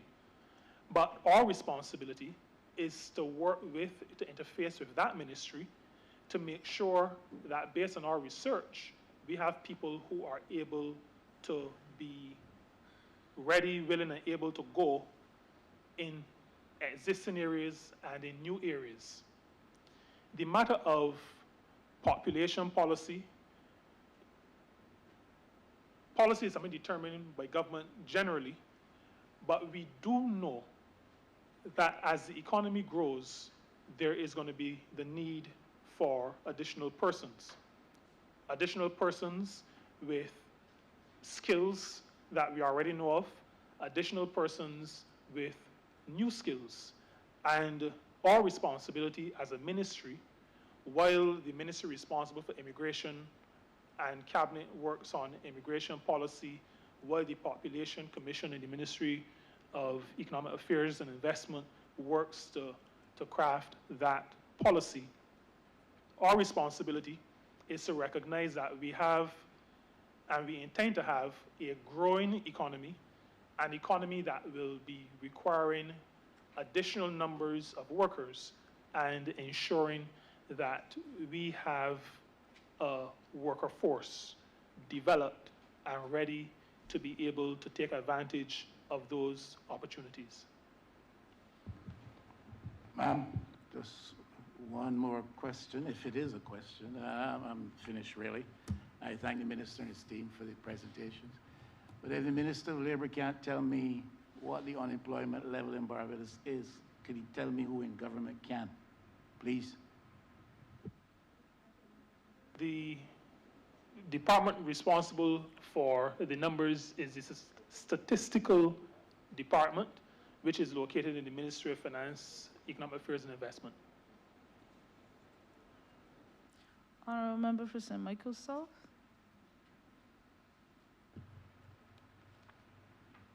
Thank you so much, Madam Chair. And thank you, Minister, and to your team as well for your presentation this morning. You know, it is obvious that the world is changing, and in that regard, we all have to change with it. But I hold the view that nobody should find themselves in a position where you're reacting to something that you should see coming. And that there are a number of things in the environment of work that we saw coming. We knew, for example, that technology, e-commerce, automation would expose significantly a lot of the working class, worker class, and that therefore we had to respond to it. Of course, now with physical distancing in the workplace, that is also going to expose a number of working class and a number of people in the worker class, because some employers would argue that they just don't have the space as a reason to displace workers. My concern is, as it was last year, I'm raising it again before I ask a question specific on the estimates, is that the idea that workers go to work every day. You have to get there at a particular time, you have to take lunch at a particular time, you have to leave at a particular time, but your employer is telling you that you are self-employed. And this idea that you are self-employed, almost a contract worker, is now being used as a cannon in the arsenal of the unsavory to displace a lot of the working class. And I hear it in my constituency all the time, people who felt they were workers and are being told now that they're self-employed. And as a consequence, they then would not have the NAS paid. And we've seen that all of the people in Barbados now realize how important it is to have NAS. And I think we have to really stir up a lot of the employers when it comes to this. I wanted to know what the ministry was doing to protect the vulnerable. And our working class, as you can see now, is extremely vulnerable. The second question, Minister, pertains to, there were a number of questions that were asked before in different areas, so I won't go over all, but the second question pertains to the GIVE program. I see here we have $82,000 for GIVE, and GIVE, as far as I recall, was to improve worker attitude, and there are some who would suggest that in Barbados that is one of the areas that we certainly have to work on as a service-driven sector, and $82,000 seems somewhat slight, and therefore I would be keen to hear what we are doing exactly in the GIVE program to do that. The Job Start program, of course, it was discussed, but it was in the estimates itself under head 0025, sub-program 0025, you're 1.5 million. Over half of that, almost half is in professional fees and another $100,000 in contingencies. So just to explain how that program, because that program is so important, I think, going forward to what we have to do as a government to bring young people back into the workforce, just to explain how those funds are being spent. I had other questions, but I think in the interest of time, I will leave it there. Thank you, Madam Chair. All right, thank you very much, Honorable Member. I will allow my team to, I made a promise to you last year in particular, and I'm going to allow the team to speak to some of the matters. But I just want initially an initial comment. The matter of what is sometimes referred to as casualization, what you refer to as businesses having people employed, and you listed the characteristics, but then suggesting that those workers are self-employed, subcontractors, is a matter that has been taking our attention, and it is one that we feel very, very, very strongly in this ministry about.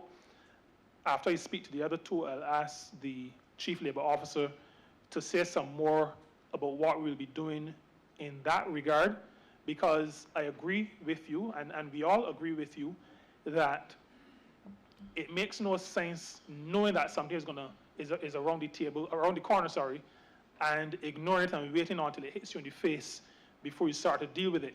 And so even as we spoke within the ministry to the matter of raising the minimum wage, we have already started to suspect that one of the responses could very well be what you have explained. And so the matter of the inspections and all those things, the Chief Labor Officer will speak to when I've completed. In relation to GIVE, an officer will also speak to that, but just let me say that just like we say to those in the private sector in relation to managers versus human resource professionals, the work of engendering great attitudes among your workers is not the responsibility of any single department. And so we say to employers, your HR manager is not the one responsible for creating good attitudes among your employees. Every manager in every employing institution has a responsibility to do that. GIVE is to top up what is being done across the public sector. Hence the reason for what may be considered not a very significant amount, but we realize that we have to work more closely with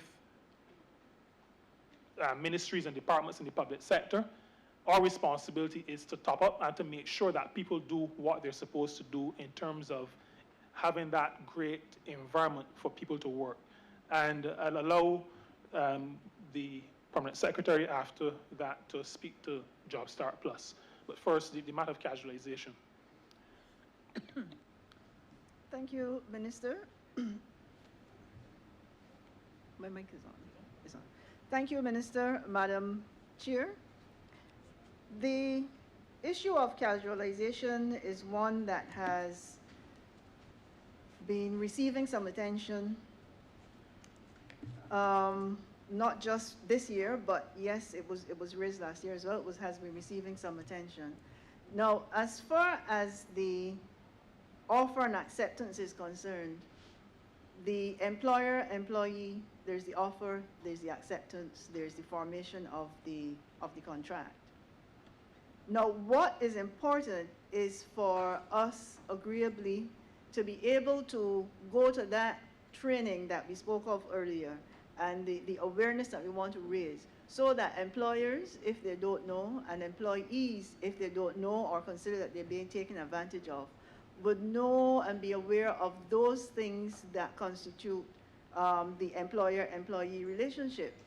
Now, the Employment Rights Act helps to some extent in that it gives, in one of the later schedules, some guidance on the terms and the factors that are to be considered when you're looking at the existence of a contract of employment, a contract of service. So we do have that to rely on.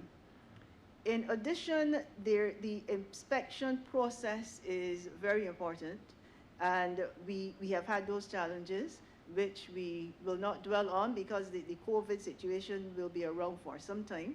So at the right time, we need to get back to the inspection schedule, where we would then be able to have the officers going out, the labor officers this is, and supplemented by the safety and health officers where that becomes necessary, to interact with the workers and employers where they are on the work site, to gather information to find out exactly what is happening in the workplace. Now, as far as the casualization is concerned, awareness on the part of the employees is very important. As the lesser of the two in the power relationship, that's why it takes on that level of importance. The employers generally would know where they have offered a contract of or a contract for. But if we look at the planks that we would need to consider, it would be the inspection process, the relevance and getting the training and the awareness out to the employees, also relying on the legislation.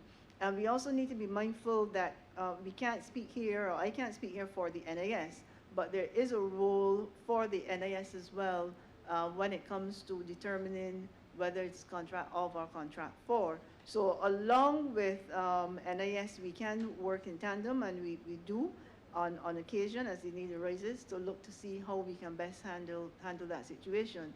But agreeably, the inspection process is one of the better places to start.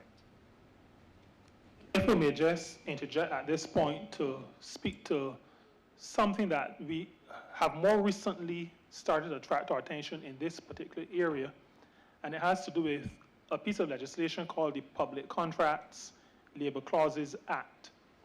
And what we've realized is that this very small but very critical piece of legislation has not been paid enough attention to, and this is particularly in relation to, well, it is in relation to government contracts and the responsibility to ensure that those companies that are the recipients of government contracts adhere to good industrial relations policy.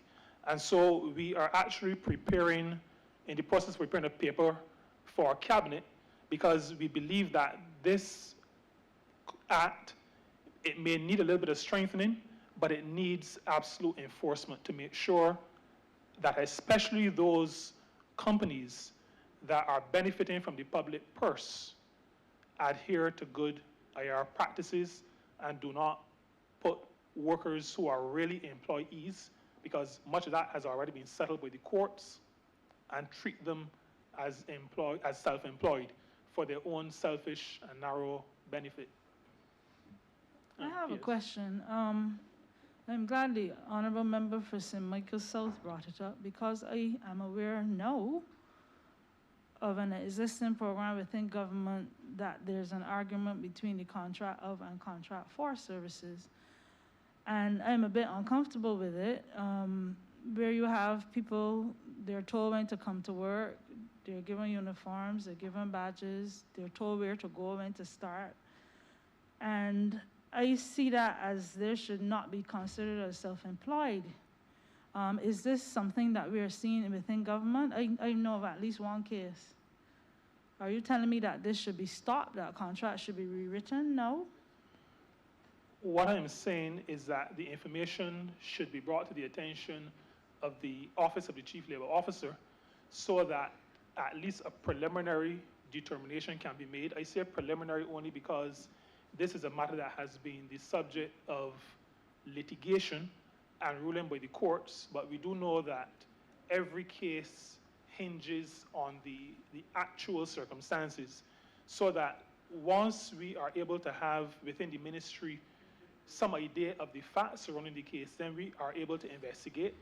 And the Office of the Chief Labor Officer has certain responsibilities and certain powers to make sure that people are not treated in a way other than they should be treated according to law. And that applies across the board. It doesn't matter who the employer is.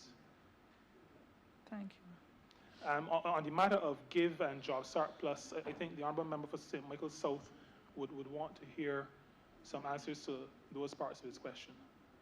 So, Permanent Secretary. I would allow the Deputy Permanent Secretary to respond to GIVE, and then P.O. Boeing or Watson would explain the $680,000 on the 226, which has been queried. Good morning again. We in the ministry do recognize the importance of the GIVE program, because especially at this juncture of our economy and society, if we are to build back better, we have to encourage all workers, not only those within the public service, but within all sectors, to be able to give a level of service where then we'll be able to achieve and sustain a competitive advantage. In terms of because right now, especially if I look in terms of the public service or in terms of society, everything that we've going through, Minister alluded earlier to that there's some tension within our country at this moment.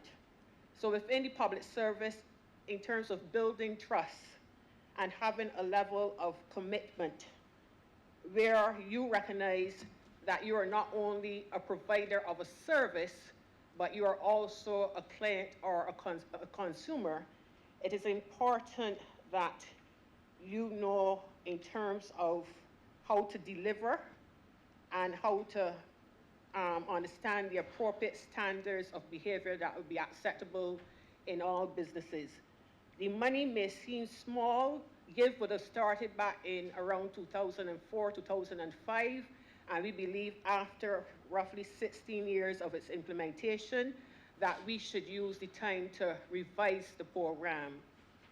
Revise it to make sure that as we build back better, that we are offering what, providing the areas that should be covered, that all employees within Barbados will be willing to give that service, regardless whether you're giving that service to a tourist or to a local. So we will spend the time engaging our social partners and workers in terms of the needs, developing the appropriate toolkits, developing the age-appropriate messages that we would promote via social media. We also recognize that in terms of service excellence, that should not only be at the level of the worker, but if we really want to change what is happening in society, we also have to start with the children. So we are going to revisit the school program. We have had some discussions with some of the principals, and we want to be able to include the schools where everybody recognizes the importance of service excellence, having great attitudes initiatives. So basically, we are spending time revising the program, developing the toolkits so that when we roll back out in terms of once we've agreed on what is the right process, we'll be able to actually start offering some of the workshops and recognizing now that some of the workshops will be done virtually as opposed to face-to-face.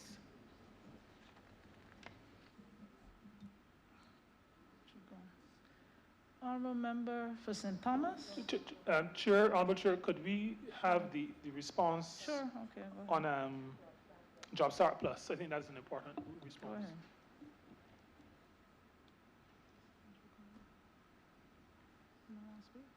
Charity Program Unit. In terms of the professional services that is requested for the Job Start Plus program, it was really because we recognized that the ministry has certain capacity I'm sorry, ma'am, constraints. your mic was out when you were introducing yourself. I apologize. Sorry about that. Erica Watson with the Human Resource Development Program. Thank you. So we have certain capacity limitations in terms of the current staffing being involved in other initiatives. Additionally, the program has to address the diverse needs of the young people that we're targeting. We have certain needs for expertise that is not going to be typically included in the ministry staff complement. So the professional service, we have included career guidance counselors, for example, where, well, yes, in the Barbados Employment Career Counseling Service, there are persons who could offer that career guidance and counseling, and we have done capacity building to support that. There are other things that they will be involved in, and to meet the target of 350, we have to basically train at the minimum about 500 or so to have a large enough pool of persons to go out into the workplace. And we have over 1,000 persons pre-registered, so to offer career guidance to them, we will need additional support there. We also included money for literacy and numeracy training because we recognize that that is a deficiency that some young people may have. Statistically, we have in our labor statistics about 30% of the labor force do not have any certification, and that's usually tied to the same deficiencies of literacy and numeracy. We've observed it in the terms of the young persons that we would have interacted with already in the program. And we want to provide some support there, and we have coined it on the Adult Literacy Initiative. So that professional services budget include having persons to assist there to offer this literacy training. And because if you use, we have a target of at least 100, but it may be more. And that is something that even with these small class sizes and so on, we'll need a large number of facilitators for this training to deliver that number. We also have money aimed for the World of Work training, which we make mandatory for the young persons who are going into the workplace. Basically, we recognize that they're not necessarily prepared for it. So we spend the 2 weeks, as Ms. Bowen previously mentioned, doing some training. And again, we have been utilizing the staff of the ministry, but we recognize to meet the large training numbers that will be required to achieve the target, we will have to reach out to external persons to assist in this capacity. We also wanted to offer soft skills training outside of the 2 weeks that we believe will be required to go into the workplace initially.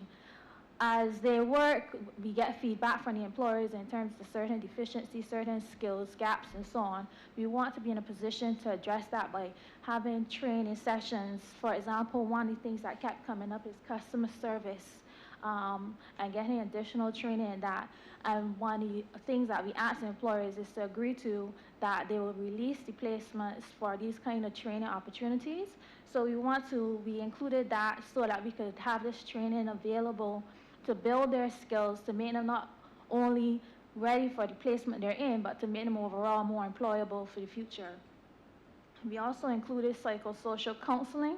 We don't have those expertise in the ministry. It's not something typical in the ministry, so we have to outsource. And in a situation where, as a placement with an employer, there's observations that there are certain issues going on, or even in terms of when we meet them in training and the career guidance and counseling, and we see that they need that support, the ministry wants to be in a position to help them and get them that counseling, to give them the kind of emotional support that they may need to really really go into the workplace. So that is why the professional service vote is the $680,000. And Chair, if I could just, because I'm very, very conscious that the Honorable Member for St. Michael South is concerned about the program and the amount there. Just let me maybe sum up to say, given all that you've heard, all that's been shared by Ms. Watson, that $680,000, Madam Chair and Honorable Member, should really be seen as an investment in our young people. There are significant challenges that our young people are facing, and this ministry has determined that we cannot just release them to employers. There are certain gaps that we must address. I use the word investment because after they've completed those 48 weeks, approximately 1 year of getting experience, they are going to be very much better placed to be effective and productive citizens of this country. Thank you very much, Minister. Just to say, basically that I know that the ministry has been working very diligently. I mean, I often joke with you, Minister, that the Minister of Health may be the one before the cameras, but I know that COVID has also had a lot of impact on the work of the Ministry of Labor, and that you in particular have been an extremely busy minister. So I want to thank you, and particularly for the explanation and the preparation of the young people for the world of work. Thank you. Honorable Member for St. Thomas. Thank you very much, Madam Chair, and good afternoon, honorable members and ladies and gentlemen. I shall make mine brief because one or two of the areas have been touched already, but I want to take this opportunity to highly commend the Honorable Minister and his team for the services that they have extended in this most difficult period of our history. For some, it is the first time in 80 years that we have seen such a devastating impact on the people and the lives here in this country with COVID. And I even call COVID a monster, I must tell you, because it has unfolded before us in Barbados. Tomorrow is 1 year, and there seems to be no abating of what is happening. However, it has been a difficult challenge, not only for the Honorable Minister, but for any government and a people as a whole. I just want to find out then from the Honorable Minister and his team, what kind of new approaches are they planning to take when we look at how COVID has caused us all to be now living in more or less a virtual world where the technology is really being infused and we are now working from home. And I want to find out what plans there are, if any, thus far from the Honorable Minister and his team in relation to looking towards that 24-hour work service that we know is happening in other jurisdictions. I know there are challenges. We see our clogged roads. We know children are left unattended and senior citizens, and so I would like to know if there are any further plans with the minister and even the tripartite group to be able to look at the 24-hour day and the possibility of us looking towards it at some time in the future. And I'll just have one more query after, unless, ma'am, you will wish me to raise it at the same time. That's all right. That's fine. Okay, thank you so much. Oh, the other one then is bugbear, and we see in our newspapers almost every day persons, advertisements being placed in the media and in other areas of the media, and it is asking for a work permit for persons to do some of the most simple jobs you could ever imagine. But we have Barbadians here, especially in the tourism sector, where there are Barbadians who are extremely well trained and skilled. They're professionals. And it seems to me as though some of the employers are seeking to get non-nationals to carry out duties that Barbadians can. And this is no negative feeling towards non-nationals, it must indicate, because at this time in our history, we must be able to embrace others. But why are we overlooking Barbadians who have the skills to ask for a work permit to bring in people who will do the work and have our people unemployed? I think it is really something we should look at as a people, and the Immigration Department must continue to work in relation to that particular aspect of concerns. It is being, a lot of it you're hearing on the social media. And the final little piece, question is, well, how are we planning in relation to service delivery, doing business in Barbados? And I am extremely disappointed in what is happening not only in the public sector, but in the private sector, where a lot of societal values that we developed, especially when we looked at knowing that the customer is always right statement, as young people growing up, the customer service has really fallen to a level that frightens me in all sectors. And I just want to find out from the Honorable Minister and his team what plans they have in helping with training and preparation, and of course the government doing its part, because we talk about public sector reform and so on, but when people answer phones, when you go for treatment, or for medical care, or service in the supermarket, or even on schools, compounds, and so on, the treatment that is meted out mostly to persons is really very unacceptable.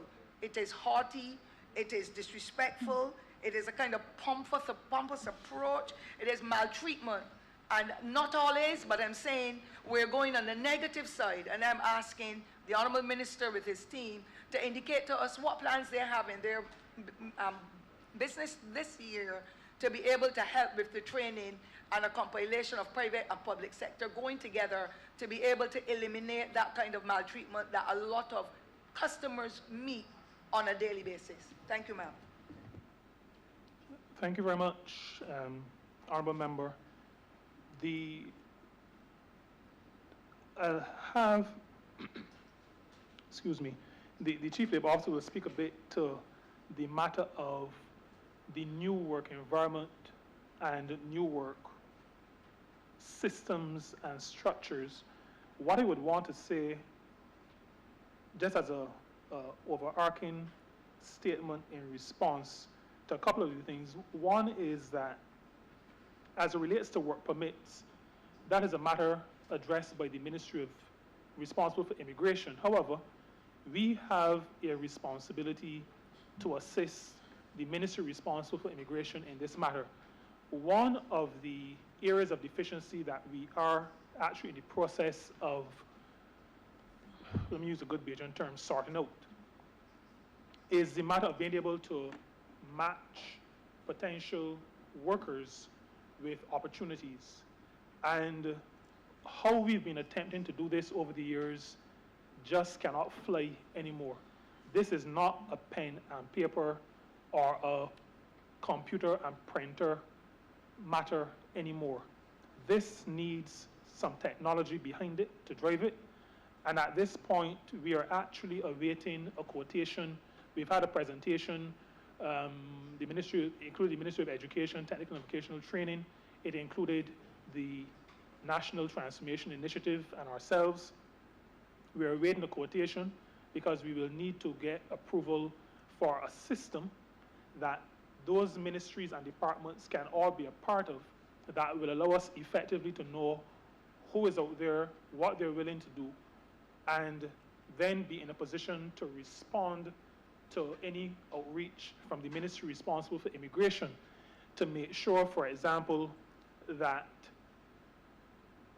unless it is a tree that we don't know of, that there is no attempt to bring in a tree climber to climb a coconut tree or to climb any other tree in Barbados, when we got people who climb them all the time and sometimes take stuff that's not theirs, who climb them very quickly and quite easily. That is one that I remember seeing.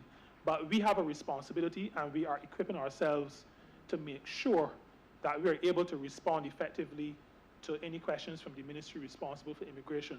But the ministry responsible for immigration has the primary responsibility where that is concerned. And like I said earlier, our job is to make sure that we find work for the people who are here. Now, so that is the matter of work permits. I probably should also say that there is another side, and I don't want to dilute what I think the question was in relation to jobs that could be done by people who are already here. We also have to realize that, and I said this in my opening, the matter of skills transfer. We need to be able to learn new skills, either by going overseas and immersing ourselves in other environments, or by having people come here and share of their own expertise with us. In both cases, there needs to be an intentional approach to the process. It can't be that somebody just advertises, brings somebody in, even if it is a skill that we don't have. If it is a skill that we don't have, then there must be some, and we had a meeting with the Ministry responsible for immigration maybe about 2 years ago. There must be something, some program that is intentional in its approach to making sure that there is skills transfer. So even if the request is legitimate, we do not want the person to come, spend 3 years, 4 years, 2 years, and leave. And those of us who are here are no better off. So that is a matter that we shall be addressing. The matter of service delivery, I think we spoke to what we can do and are able to do. We spoke about it in relation to GIVE. We speak to our private sector partners as well. But the big one for me and for us is what I spoke to in relation to Job Start Plus. Investing in those young people, so that many of the challenges that we have now, that we know are sometimes a response to stimuli that not in the workplace at all. Because workers are human beings. They don't walk through the door and put off all the baggage from home or from private life. They have to be trained and coached into how to sometimes compartmentalize, how to separate. It does not happen automatically. We are investing in our young people in that regard. But in terms of the new modes of work, I'll ask the Chief Labor Officer to speak to that. Thank you, Minister. Madam Chair, the question of the new modes of working, which would be typically, well, not new, but now becoming more popular in our setting, remote work and flexible work and telework, all those things, because there are various iterations of the new models. Principally, one of the first things we need to consider is the approach to ergonomics in those settings, and ergonomics not just being the setup of the workstation and the computer, but also looking at the social environment that the person will now be operating in at home, or if they're doing a hybrid arrangement when they move between the work and the home setting. We also need to consider the wellness approach. And the wellness approach is one where the ministry has done quite a lot of work and intends to continue. There is the wellness policy, the national wellness policy with those 9 dimensions, and the approach to these new ways of working would fit in there. Those dimensions would include, for example, the physical, the social, the cultural, the psychosocial, which is where the whole question now of working at home is bringing us. The psychosocial aspect of how we approach the worker-employer interface in the new setting. What we also need to consider, as Minister alluded to just a short minute ago, is the compartmentalizing and the separation between work and home, even where work becomes home and home is also work.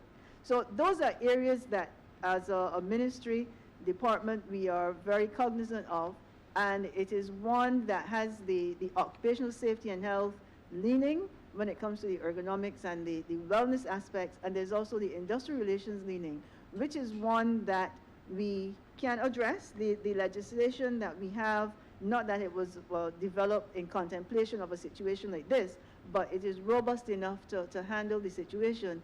For example, the contract does not vacillate between home and work. It is not that when you're at home it becomes a 4, when you're at work it is an off, or that the contract changes. The contract is portable in that whatever is the arrangement you have with the employer or with the person you're offering the service for, but employer in our case, then that moves with you when you go home to work as well. So these are all aspects. There's not a separate program that will look at it, but these are all aspects that have to be worked into the regular programming because of the nature of what we're dealing with. So the legal framework is there that can handle it through the Safety and Health, the Safety and Health at Work Act, and also the Employment Rights Act to a great extent. Between those two pieces, we can look at that and manage it quite competently and capably.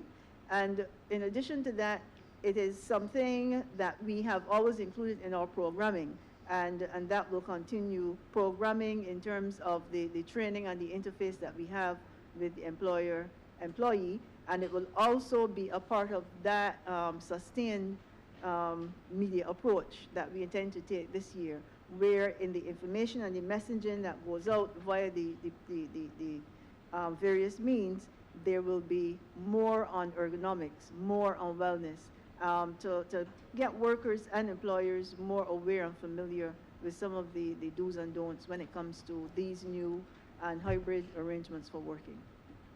And so by way, Madam Chair, of wrapping that up, our word to employers is that wherever your employees are, you have a certain fiduciary responsibility, a responsibility to make sure that as they operate within the occupational space, wherever that space is, you have to make sure that they are safe and well, and that you look after the health, safety, and welfare in whichever space they find themselves executing work on behalf of your organizations.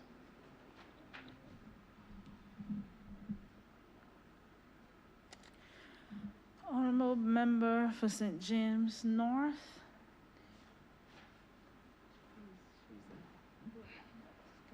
Thank you,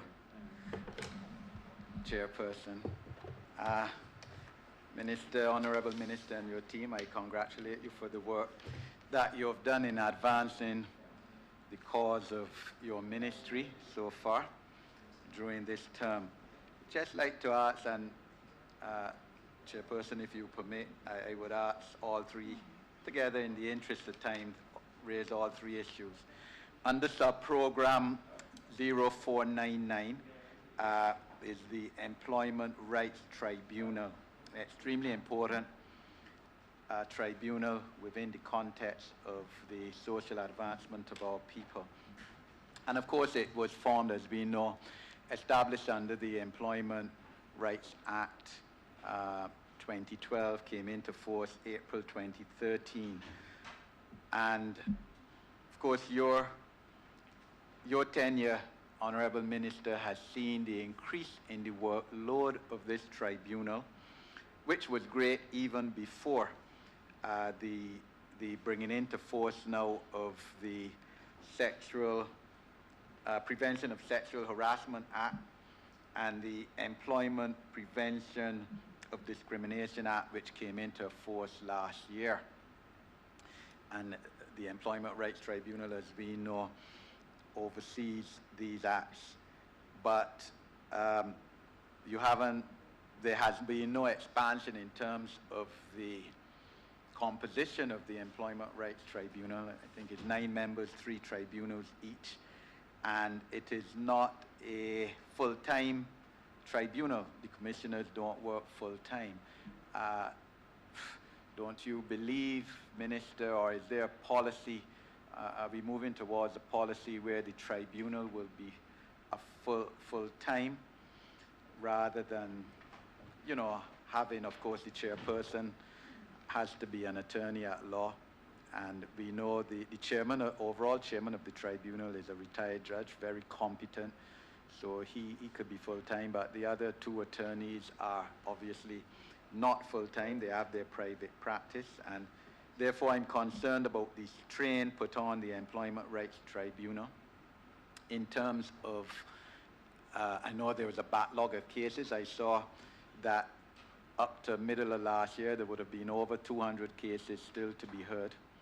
And even though, of course, you're trying with case management, which is extremely good, there will still be a continuing backlog. I believe you could probably give that figure now as to what is the backlog at the present time. So I believe that this tribunal should now be a full-time tribunals with full-time chairpersons to be able to adequately accommodate and process and deal with the increasing mandate that that the tribunal has with these other two pieces of legislation also falling within its purview.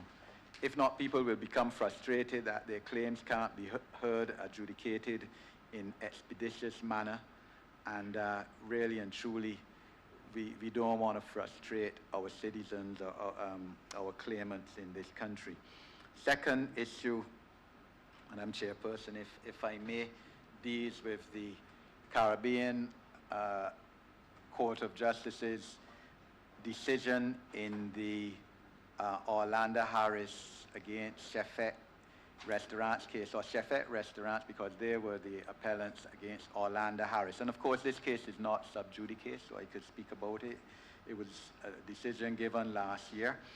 I in fact, had the honor of being the attorney at law in the Court of Appeals case, Orlando Harris constituent of mine, and in both before the Employment Rights Tribunal and our Caribbean Court of Appeal, our Court of Appeal on appeal from the Employment Rights Tribunal's decision, the claimant was awarded monies beyond basic rate. He was awarded compensation for the period after his unfair dismissal, where he was unemployed and could not reasonably find employment. And the case went up to the CCJ. Of course, I was in cabinet at the time, but the CCJ would have reduced the awards package while still ruling in his favor that it was an unfair dismissal, and said he should be awarded just basic rate, and essentially saying that a claimant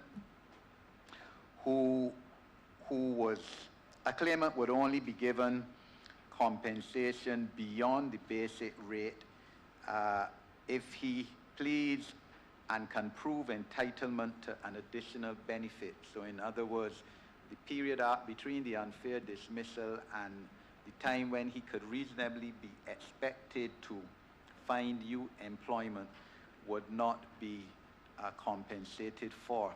Now, I believe, of course, I would not have been in Parliament at the time this act was passed, but certainly the Employment Rights Act would have had its genesis from way back under the administration of the Right Honourable Owen Arthur, and the Deputy President in the other place.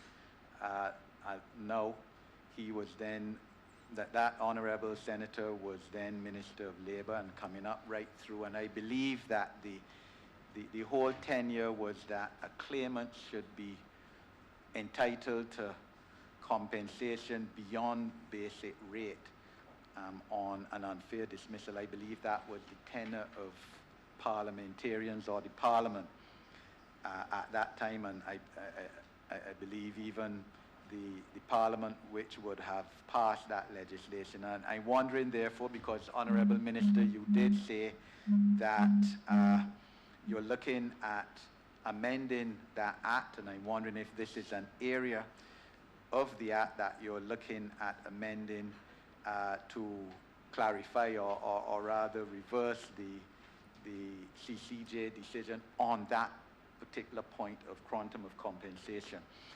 And my final intervention, Madam Chair, would be on the issue of persons with disabilities and employment.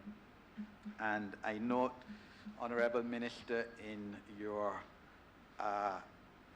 mandate, you spoke about there was to be a survey for persons with disabilities and mental health persons, but that was deferred because of COVID. I know all the ministries essentially, or certainly your ministry, had to, and naturally and understandably, cut back on its budget because of COVID, and over the last year, the intervention of COVID.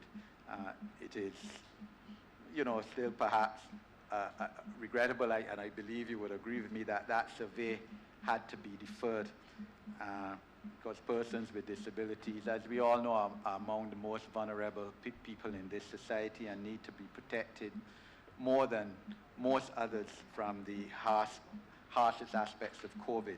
But I'm just wondering if your ministry plans to adopt any policy in terms of employment of persons with disabilities in government. I mean, I don't have to speak in terms of that treaties. I've done it many times in this parliament. But I think we're lagging behind on that issue. Jamaica, for example, as we know, reserves 2% of employment in government, departments and ministries for persons with disabilities. Many of whom are just as competent in terms of mental capacity as any other person. And it is not a question of handouts, it's a question of fairness, social justice, equity, and affirmative action, which we are speaking of within the context of our social development and advancement. And I'm wondering, sir, if you have that policy or if there's the intention to have that policy to help give people with disabilities a step up in this society as is their right and place as citizens of this country. I thank you. Thank you. Thank you very much, Honourable Member. If I may speak first to the last question, persons living with disabilities, my team can surely do that. That is also an area that is an area of passion for us.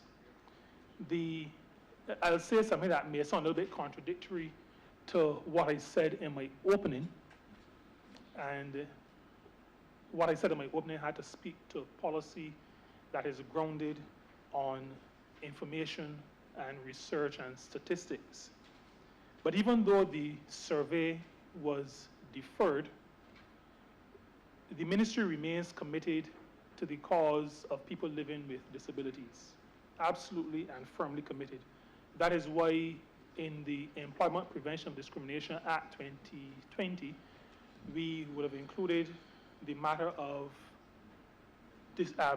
disability in the list of grounds where employers are prohibited from discriminating, well, to use as a reason for discrimination in the workplace setting. So we are firmly fixed, if I may use those two words together, in our minds about the role of people living with disabilities and our responsibility to assist in the protection of their rights. There are representation from two organizations on the Social Justice Committee, and the input of persons and therefore the organizations they represent on that Social Justice Committee also speaks to our commitment to make sure that their voices are heard. And not just heard, but listened to. So the ministry remains committed as it relates to the public service. Honourable members should be, I have to make you aware that there is a ministry for the public service, but we've committed ourselves as the ministry responsible for labour, even though part of the public service would be within our remit in terms of state-owned enterprises. One of the things that we will be doing is intensifying, and we've started, we haven't gotten very far in this, but we'll be intensifying our collaboration with the Ministry of the Public Service, even though we're two separate ministries.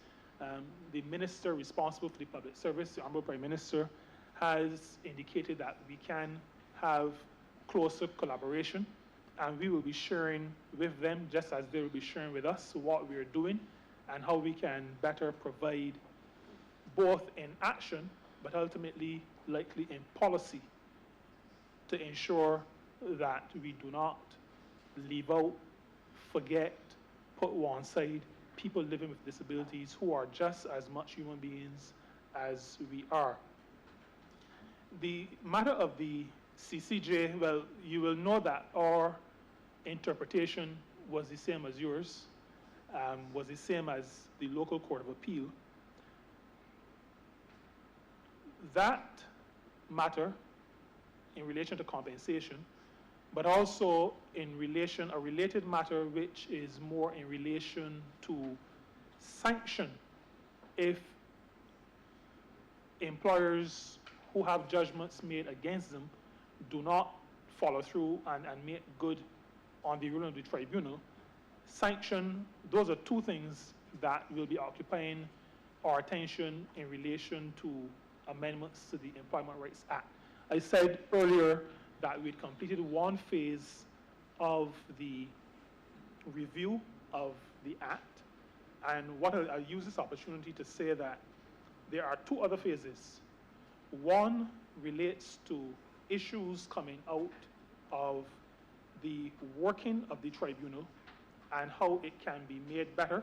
So that particular judgment, and then also any enforcement of payments and sanctions if the payments aren't made on time.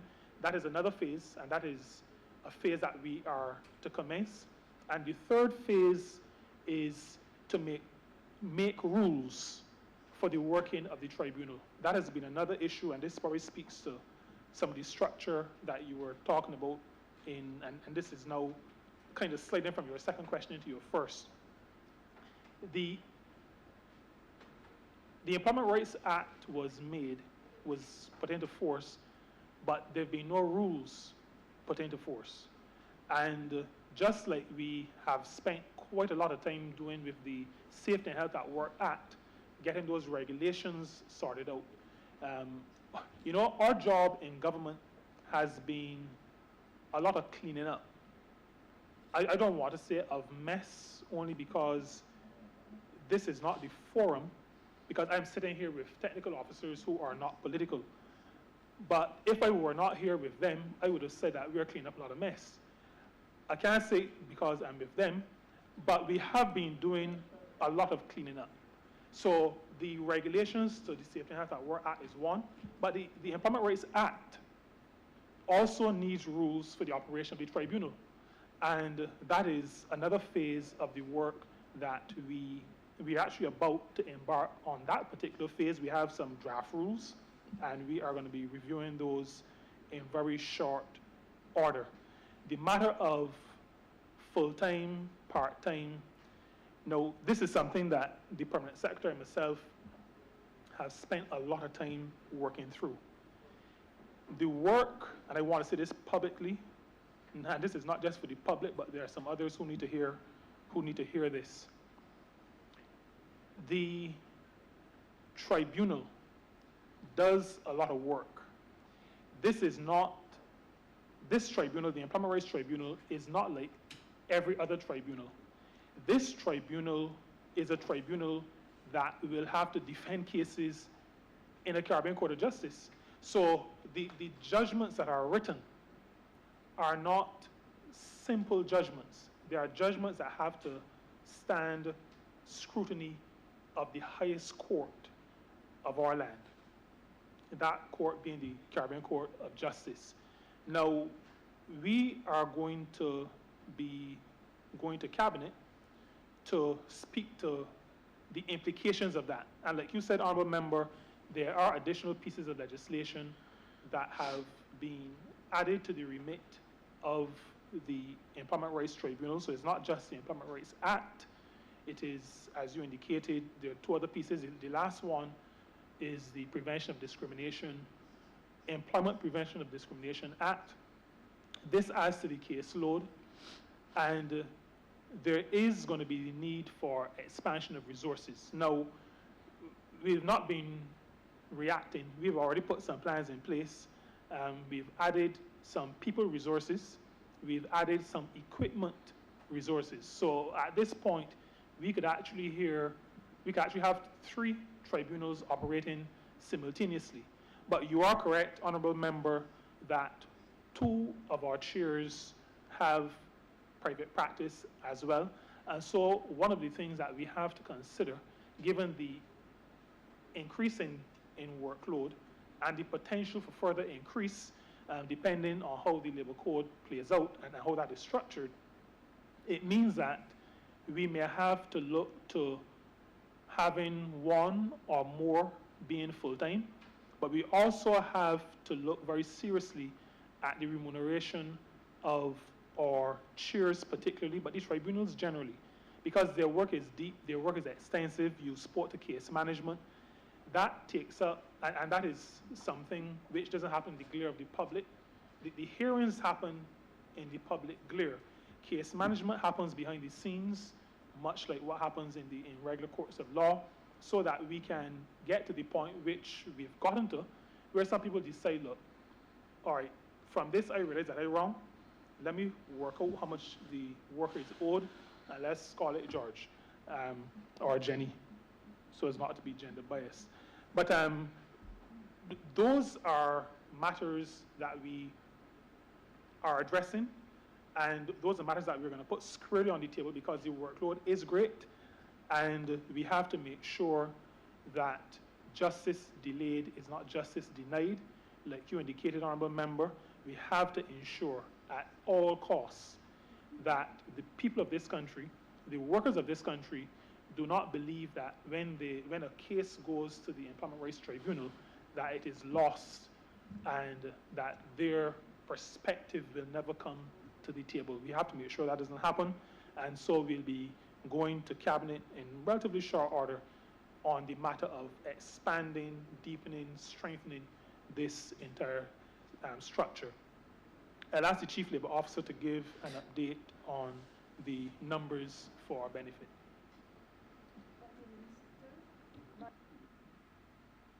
As we speak, the tribunal has 206 cases in hand, and over the course of the next 5-6 weeks, at least to start with, there is the plan to meet every Thursday and to have at least 2 hearings over the 2 hearings per Thursday over those 5 to 6 weeks.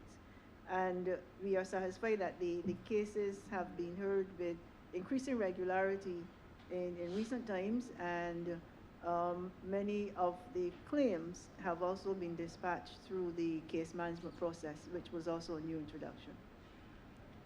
I should also add, Madam Chair, to the Honourable Member's query that increasing caseload, well, the load that we currently have and the load that is likely to be there when more pieces of legislation are added, means that we also proactively have to look for a home for the tribunal. If it is going to meet with increasing regularity, then it can't be in a room that is going to be used by somebody else, and then you have to do the shifting. Even though there is the use of technology, there are still situations where the face-to-face meeting is going to be important, and so that is one of the considerations that we will be focusing our minds to as well. Thank you. Honourable Member for St. George North. Thank you. Minister, I want to thank you for very expansive explanations that you have offered to the many questions, very pointed questions that have been asked in this chamber. One of the major planks of the Ministry of Labor's work has to do with advancing the decent work agenda. Indeed, Barbados is one of the countries that's signed on to it, and so we have a program, a decent work country program. Now, COVID-19 has hit 3 particular dimensions of that program in terms of the quantity of jobs available, high unemployment, the quality of those jobs, and many of us have discussed those aspects here this morning, and specifically the 3rd dimension, addressing the needs of the vulnerable. I thought that the Honourable Member of St. Michael West would have gone on to ask the question regarding minimum wage, of what is the Ministry of Labor's plan, specific plan, to advance the minimum wage. The proposal is for $8.50 per hour. which translates to $340 a week if one is able to work a 40-hour week. And anybody seeking, I'm sure any of the honorable members, if they had to be restricted to $340 a week, would find challenge making ends meet.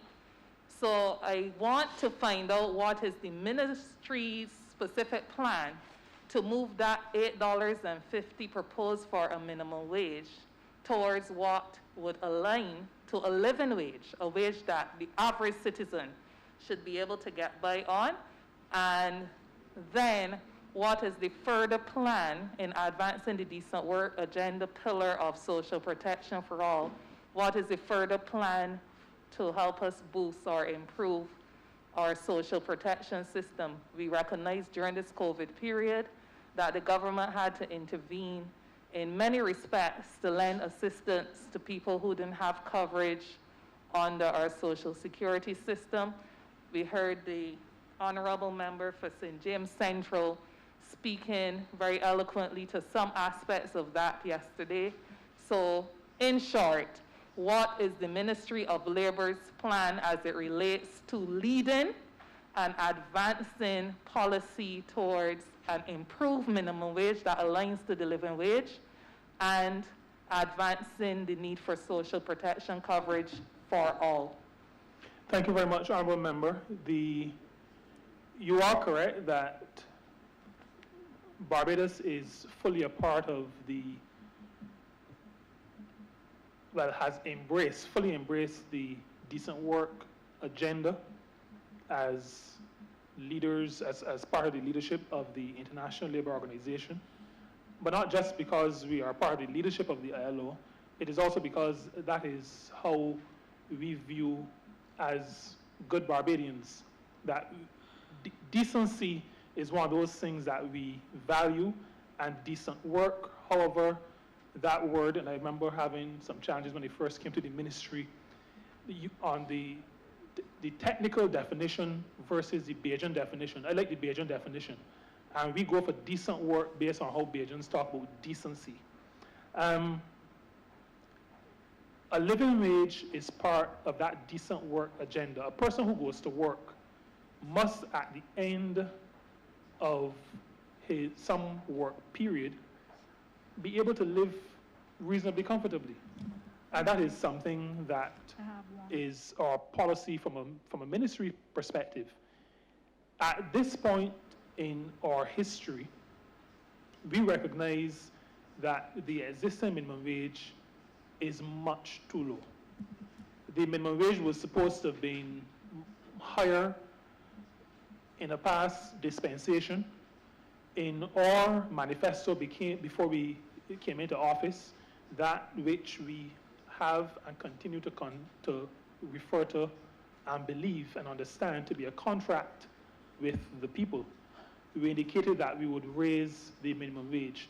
Now, we did not prepare that manifesto knowing that COVID would have been in the picture. And so we've had to balance, from a policy perspective, the understanding that the existing minimum wage is too low. It is more poverty wage than anything else. It does not provide nearly enough to allow people to feel fulfilled and properly rewarded for their labor, for their work, for the intellect and creativity that they put into their activities in relation to the people who are the organizations that they are part of. And so we've set about to raise that minimum wage. You've identified that number, which we have made public. We have, while doing that, been very cognizant of the environment within which we find ourselves. Under normal circumstances, we would likely have proposed a step system to get to where we ultimately would want to get. The experience of the past year has said to us that we need to do sometimes what is done in other forms of activity, which is you have in your mind what you want to do, But because of the uncertainty that is before us, let us take the first step. And we've decided from a policy perspective that we would take the first step, but that we would indicate when we would have a discussion on the next step. Not necessarily what the next step would be, even though conceptually we know we have to go to a certain place. I'm using this to say that that place is further up. In other words, further increases. Quantum time frame, given the uncertainty of now, what we will do is to take the initial step and have the review done at a particular point in time in early 2022, I think is when we're going to have that next review. But we understand that a minimum wage does not necessarily equate to a living wage. And as a government, we are called on to balance, to approach policy in a balanced way, to make sure that people can live and that people can be employed. And that is a balancing act that is not always easy to do, but it is something that we are called on to do, and we have to put our best foot forward where that is concerned. So we'll have that initial increase on the effective the 1st of April of 2021. Now, you also spoke to a very important part of the Decent Work Program, that matter of social protection. The ILO speaks to protection floors. There are certain minima which we should not, as a country, fall below. And I really want to tie this into the whole matter of casualization. And what I just said about minimum wage. We are on alert, and part of our proactivity is speaking to it. I spoke to it a few weeks ago, I'm going to say it now again.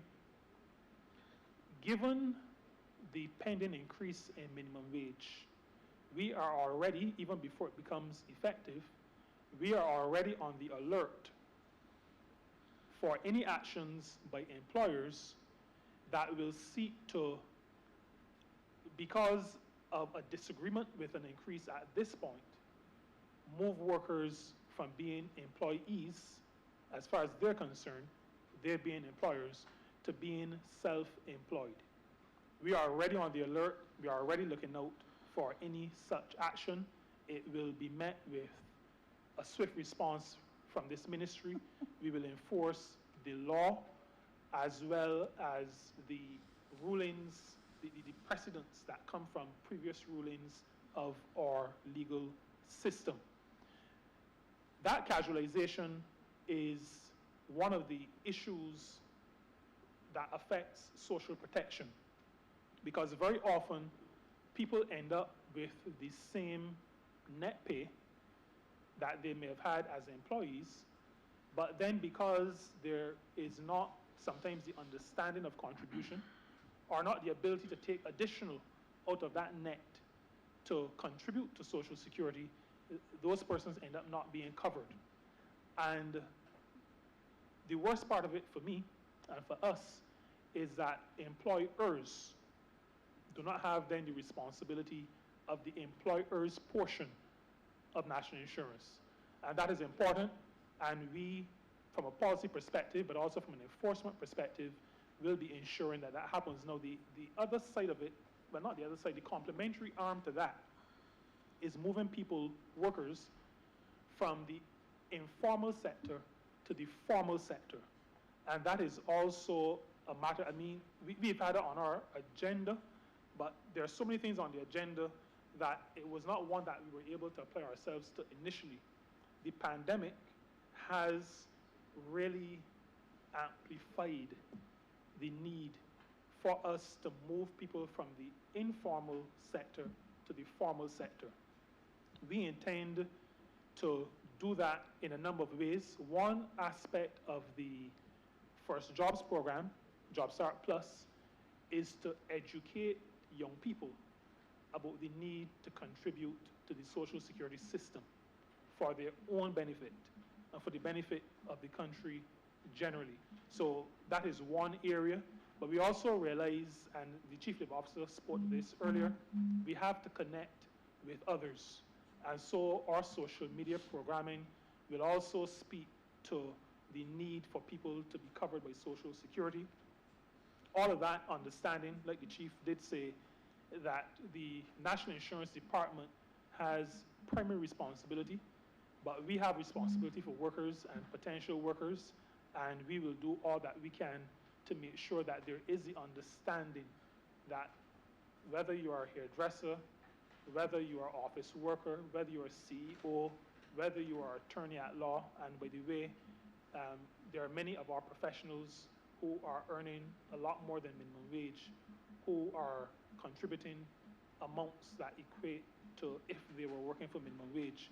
And so all workers, all Barbadians need to see, and we will, as a ministry, be moving to ensure, well, continuing our push to make sure that everybody is covered by the social protection system. I will have to say to you, I mean, we have representation on the board of the National Insurance Board, well, on the National Insurance Board, sorry, but we have to deepen our relationship with the National Insurance Department so that we can pool our resources to be more impactful in that area as we address society generally.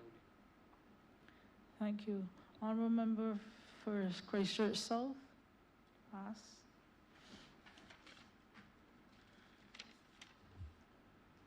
Thank you, Madam Chair of Committees, and good afternoon to all.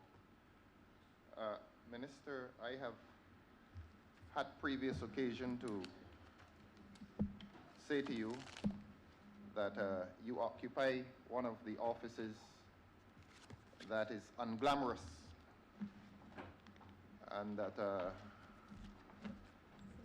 when one considers that government is an employer, and indeed that government is the largest single employer, it must make the office of Minister of Labor,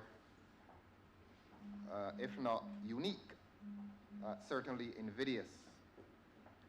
And I want to commend the dignity and the clarity of thought, and certainly the philosophical conviction that you have brought to this office. I really must do that. I sat here for the period that I've been here. I've heard you express yourself on the roles of HR persons in the corporate environment. A few minutes ago, I've heard you express yourself as to how you feel about a minimum wage in Barbados. And you don't normally hear ministers speak like this.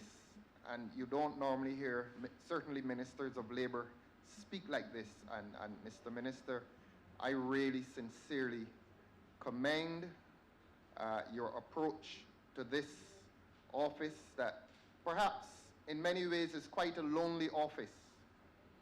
That is to say, the defense of labor. No other minister can claim that he has a portfolio, that he has a mandate that places him in defense of labor. And having said that, I also want to say and to ask of you at the same time, well, I will first say it, that I hope it is also your conviction that the workplace is not a place of natural mutual enmity, that in a progressive environment, the employer should be as happy as the employee and vice versa. And I hope and I believe I can say confidently that you must also believe that. We live in an environment in which businesses receive all kinds of concessions, all kinds of benefits. They're given the opportunity, even small business as we discussed yesterday, they're given the opportunity to thrive. Now, you cannot discuss workers' rights and the role of the worker unless, of course, you focus on the trade unions, which is that largest collective voice in defense of the worker. And I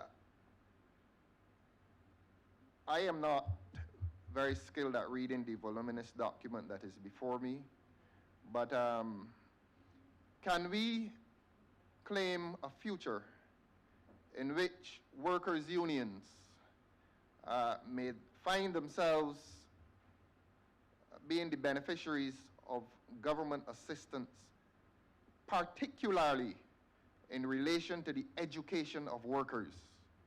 As I've said before, an educated worker is more than likely going to be a happy worker.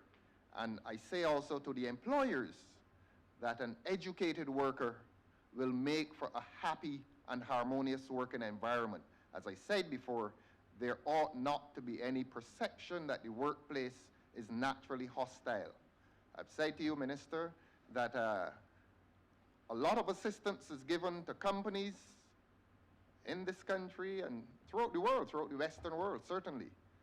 Can we now claim that we will occupy a future in which workers' unions and labor unions can receive some kind of assistance, certainly in terms of mass education of workers and educating them to regard the workplace in an uplifting manner and to regard the workplace possibly as a harmonious environment? That is my question to you. And let me be specific. I ask it because I am aware now that there is a decline in formal workers' education in this country. I trust you're following me. That is my question to you, Minister. Thank you very much, Honourable Member. And you look very well, by the way, today. Well, I am happy that I do, because as you indicated earlier, this responsibility comes with some challenges, and I will tell you that I left home. I'm glad the curfew was shifted a little bit. I had to leave home yesterday evening to clear my head.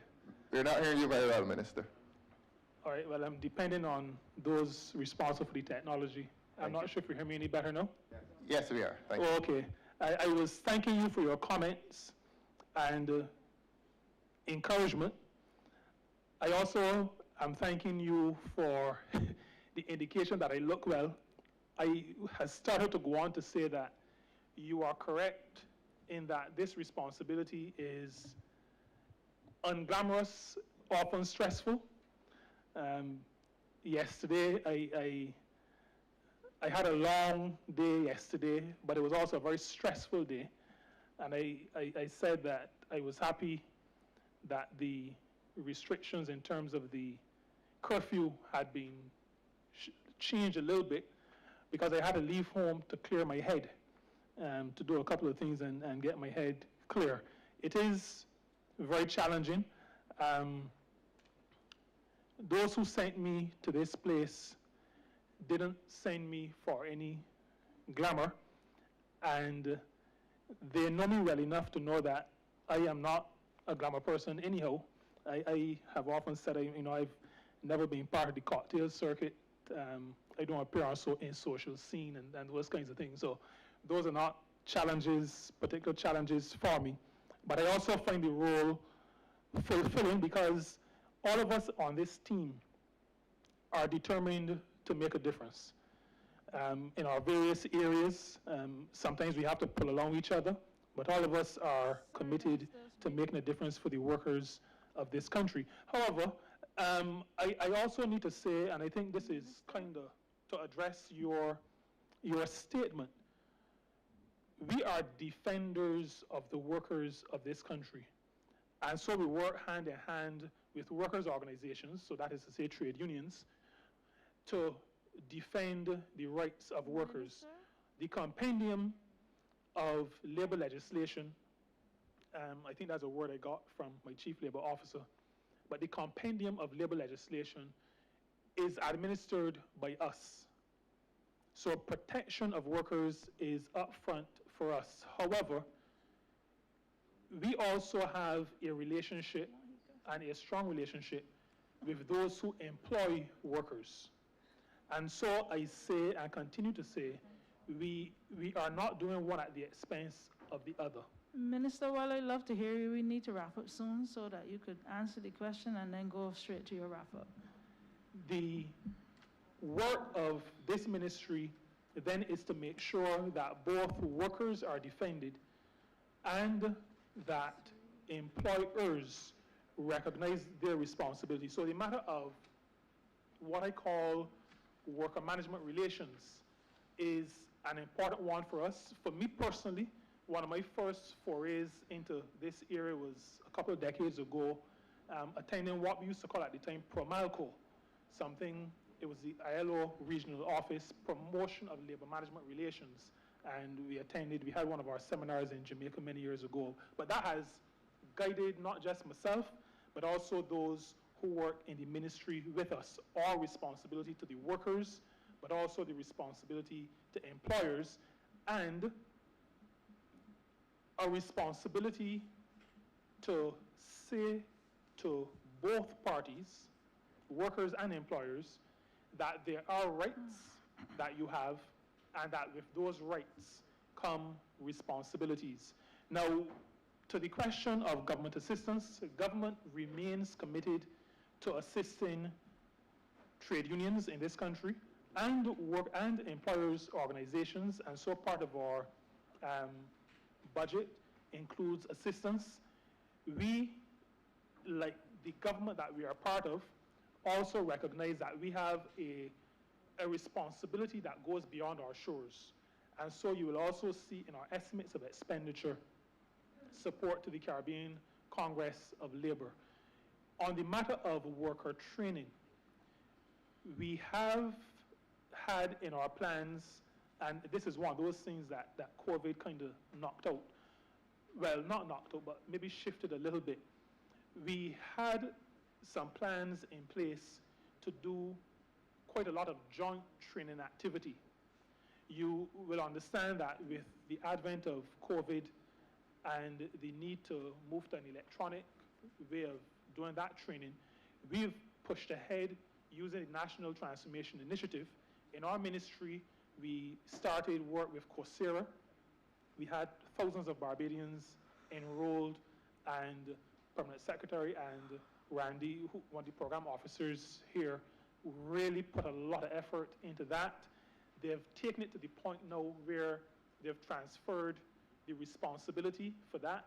So we see it more as giving birth, nurturing, and if you would permit me to use a religious idea, this is now Samuel having been taken to the temple, and we've handed it over to the National Transformation Initiative. So we've had to go ahead to do that, but we still have in our focus working with trade unions in the matter of training of workers, because we realize, like you've said, Honorable Member for Christchurch South, that a trained worker, but also a trained employer, is likely to operate with more understanding within the workplace, and so be less prone to see the workplace as somehow a naturally antagonistic environment, but one where there can be mutual benefit, where you don't have to agree with everything the other one says, but that you can work things through as adults do.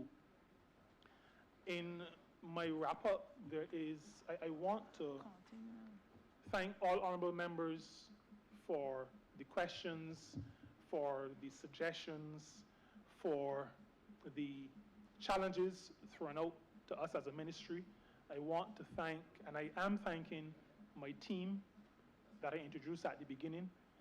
They have been working hard, and even in a COVID-19 environment where we've been out of the office, our Permanent Secretary has made sure that we're all equipped, laptops, those who need to be in contact with the public have the means of contact, so labor officers have cell phones so that the public can remain in contact with us, because we are there to help workers, particularly those who have challenges or who have grievances.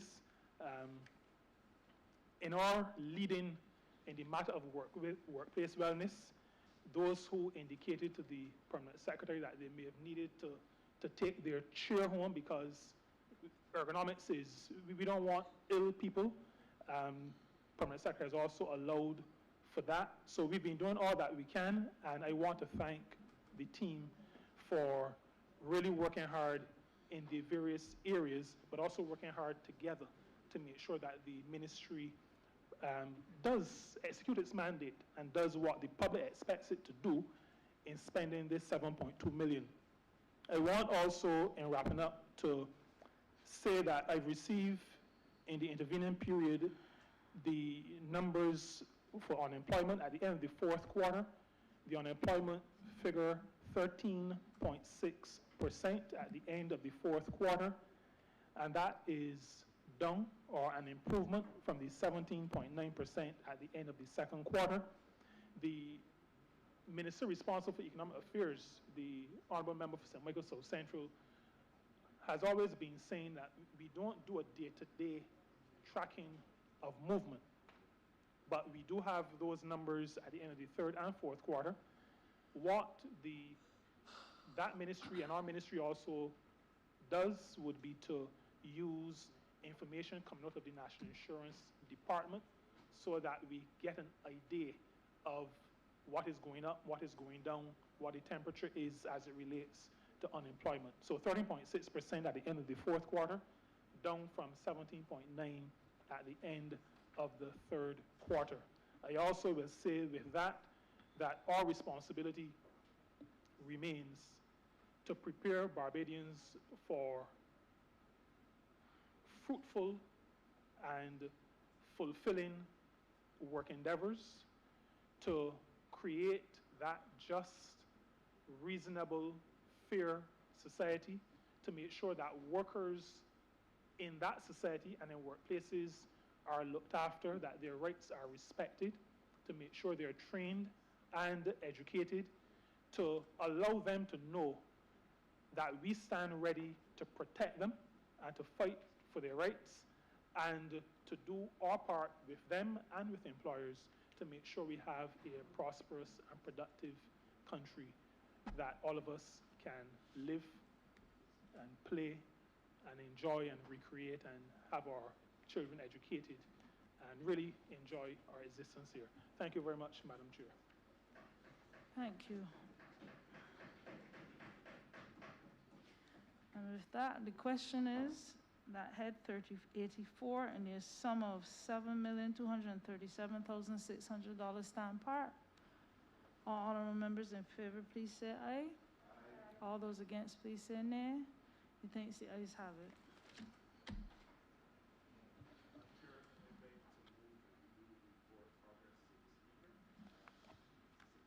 Question is that I do not, seconded, question is that I do not report to His Honor the Speaker progress and asks for leave to sit again. All honorable members in favor, please say aye. All those against, please say nay. Methinks the ayes have it.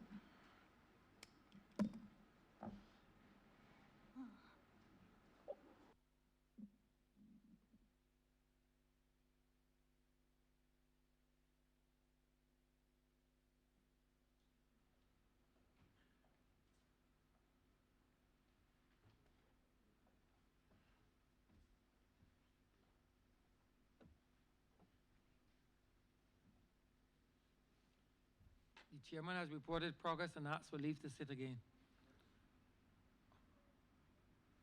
Honorable Leader of Government Business. Please turn on your mic, please. Mr. Speaker, I propose that we should take our break for lunch at this time. I'd like to suggest that we come back at 2:30. At what time, sir? 2:30. 2:30? If that meets your... 2:30? Yes, if that meets with your Honor the Speaker's permission. We're going to do housing after. Are you sure that's enough time, 2:30? Well, I'm guided by the Speaker. Perhaps the Speaker would prefer 2:45. 2:45 sounds more appropriate and convenient. I think the ayes have it. The question is that this honorable chairman will be suspended until 2:45 p.m. All those honorable members in favor, please say aye. Aye. Those against, please say no. We think the ayes have it. This honorable chairman stands suspended until 2:45 p.m.